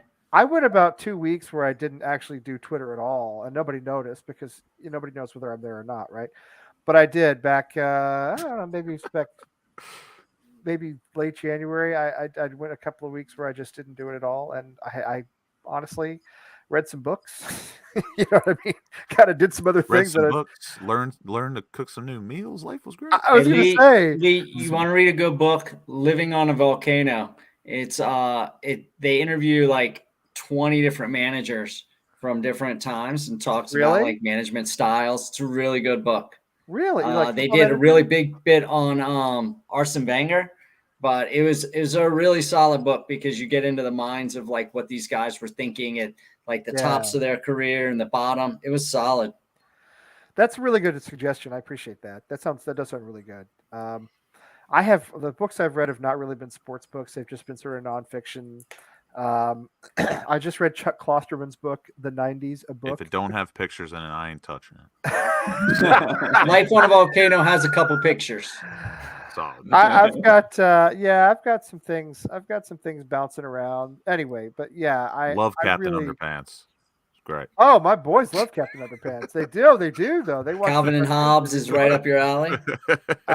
We have the entire Calvin and Hobbes. Actually, Scott, you'd appreciate this. The first autobiography I ever read, or book in general, was a Derek Jeter autobiography, because he is, even though I'm a huge O's fan, him and Cal Ripken are my 1A, 1B favorite players of all time. Hold on, I'll show you. I do love Derek Jeter a lot. George Brett's probably still my favorite player. I love George Brett. Loved him when I was a kid. So like at one point I read Bowerman's autobiography, which is, I don't know, see how thick this thing is, right? Yeah. But this man led a life like you couldn't believe. Like, coming off founding Nike, right? And Oregon track. He served in World War II in the ski troops. Right, like he ran that group and then came back and said, "Forget it. I'm not going back to Colorado Springs and being signed out. I'm just going home." And got arrested by MPs at football practice with his high school team. Like, this guy lived a complete life. And after I read it, I was like, "Man, I suck." Like, well, that's like this guy. That's the way I feel about every biography I read, unless it's about somebody who was really evil. Every other biography makes me feel inadequate, which is why I don't read them all that often, to be honest. No, it's true. I tend to read, like, I read a book it's called by Farrah Stockman. It's called American Made. What Really Happens When Work Disappears, or something like that, and it tracked these 3 steel workers in Indiana through the closing of their steel plant in about 5-6 years ago. Excellent book, superb book. So it's stuff like that, I don't know. But yeah, biographies always make me feel like, what am I doing? All I am is a YouTube star. That's not. Hey, you're a star, brother. You're a star. That's not anything to be. Get out there and shine. Oh, Budgie's still with us. God bless it. Budgie's still with us. Yeah. This is, I don't want to listen. I think we should wrap up here pretty soon, seriously. But one thing I want to say about our form is it's okay. We're not on top 4 trajectory, but we're not that bad. I mean, could we all just take a deep breath and say we're not that bad? I know we had high expectations going into this season. This doesn't have to be the only season we ever play in Europa League or qualify for Europe. I think we've got to find a word to differentiate, like, form and play, because we are playing the numbers aren't bad, but we're playing like shit. I agree. I disagree with you. I agree with I'm with you, Lucas. We are playing very poorly. What I'm saying is that the results haven't been that bad. The play has been very good. I do agree with you. We're picking up points when we would have pissed them away. That's what I'm saying. But even over the past 10 matches, because, like, one of the huge things that people were replying to my tweet with, I used the word horrific form, but again, I didn't necessarily mean like the results.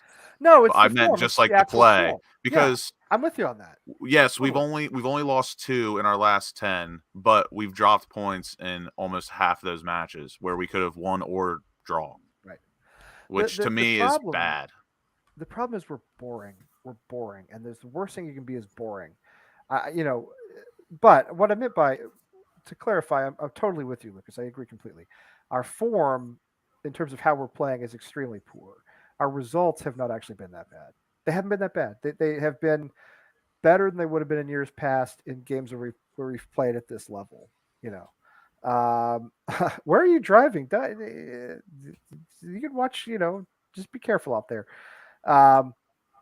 But yeah, another whole discussion we could get into some other time is just this whole idea that I think we all feel disappointed by this season so far. We're only 3 points behind where we were at this point last season. Although we are behind, and that's not good. I'm hoping that the problem with West Ham is always that we can never carry through with success. Never have one good season follow. And I'm sick of relying on other teams that and carrying us. I hate that. Well, I get tired of that too. And I think, if you look at our history, there's never been 2 good seasons in a row. Not really. There's been one that was good, one that was mediocre, but there's never been like Europe and then Europe again. It's just never been like that, and it doesn't look like it's going to be like that this season either. That's because you have to get investment. Like you have to put money. Like once you qualify for Europe, you have to expand your roster. You have to bring in better players, and we haven't had ownership. And I couldn't tell you, not that I've ever been a part of or watched, that have properly gone about, all right, well, we're going to need a bigger squad and not have to rely on our You know what? A regular house needs one vacuum. You get a mansion, you need 2 or 3. We have never had that ownership period ever in the history of the club. Read the history of the club. Read Chuck Corr's book on the history of the club. We've never had, the closest we ever came briefly was the Icelandics, and their whole economy collapsed and they went bankrupt and they disappeared. And that's when Gold, Sullivan, and Brady bought us because we were cheap, you know. Yeah, we're definitely cheap. Because we were almost went into bankruptcy, whatever it's called in the UK. It's a different word for it, but anyway, somebody will know. Almost went into bankruptcy, basically, which is automatic relegation. It's points deduction. It's like what Derby are going through. It's a disaster. It wrecks your club. Because the Icelandics, the only owners we ever had who were willing to invest, their whole economy collapsed, you know. So, but we've never had good owners, ever. I mean, you know, never. So, you know, this is it's disappointing, yes, but I am not despondent because, hey, you know, if you had said to me 2 seasons ago that, well, if you had said to me 2 seasons ago, we're going to establish ourselves as a mid-table club within 2 seasons, I'd have said, please, yes, I'll do anything to have that. do you know what I mean? When we were sitting there, when COVID shut down the league and we were 17th and we stared into the abyss for weeks because we didn't know how the season would finish or if it would finish. And Karen Brady was writing in the Sun, just cancel the whole thing, you know? And we didn't know. I mean, there was one method of finishing the season without playing that would have kept us up. There was another method that would have sent us down. This is where my Twitter addiction started. If you had said to me, you'll get 10th in 2 years and you'll be in the Premier League, I'd have said, yes, please do it. So that's why I'm trying to keep perspective is all. Disappointed, of course. But administration, I think they call it, don't they? Yeah, that's budget the right word. Administration. You go into administration, which is similar to bankruptcy. Anyway, so I'm trying not to be. I'm not an optimist by nature, but I'm trying to be trying to keep things in perspective. Anyway, on that rather somber note, I think I'm done. You guys done? You guys want to throw anything else in? Yeah. I'm gonna go to bed now. Well, yeah, you're not going to bed. It's like 7:00 at night. Well, you know, but I do have to spend some time with my wife. So that's where she is. That's what you're going to bed. Yeah, we'll be hanging out in that room. Fair enough. No. I got you. Fair enough. Night, boys. I remember those days. All right. I don't know if there's going to be a post-game show. Good night, Scott. I don't know if there's going to be a post-game show on Sunday or not. I don't know if we do those anymore. But listen, keep your notifications on, and if we're around, then there might be, and in case you forgot, on Sunday or Monday, but if not, I think we will be returning the following week. Okay. Cool. Excellent. Cool. So everybody was here to Scott, to Phil. It was good to have Phil with us, to Tom Atherton, and of course Lucas and Jay and David, who are still with me. I said James. I said James. Lucas and David, who are still with me now. Thanks for being here. It was great, and I hopefully will be back on Wednesday next week. We'll find out. If not, we'll do something next week. And peace, love, unity. Yes. In West Ham. Come on, you Ukraine, and come on, you Irons. United.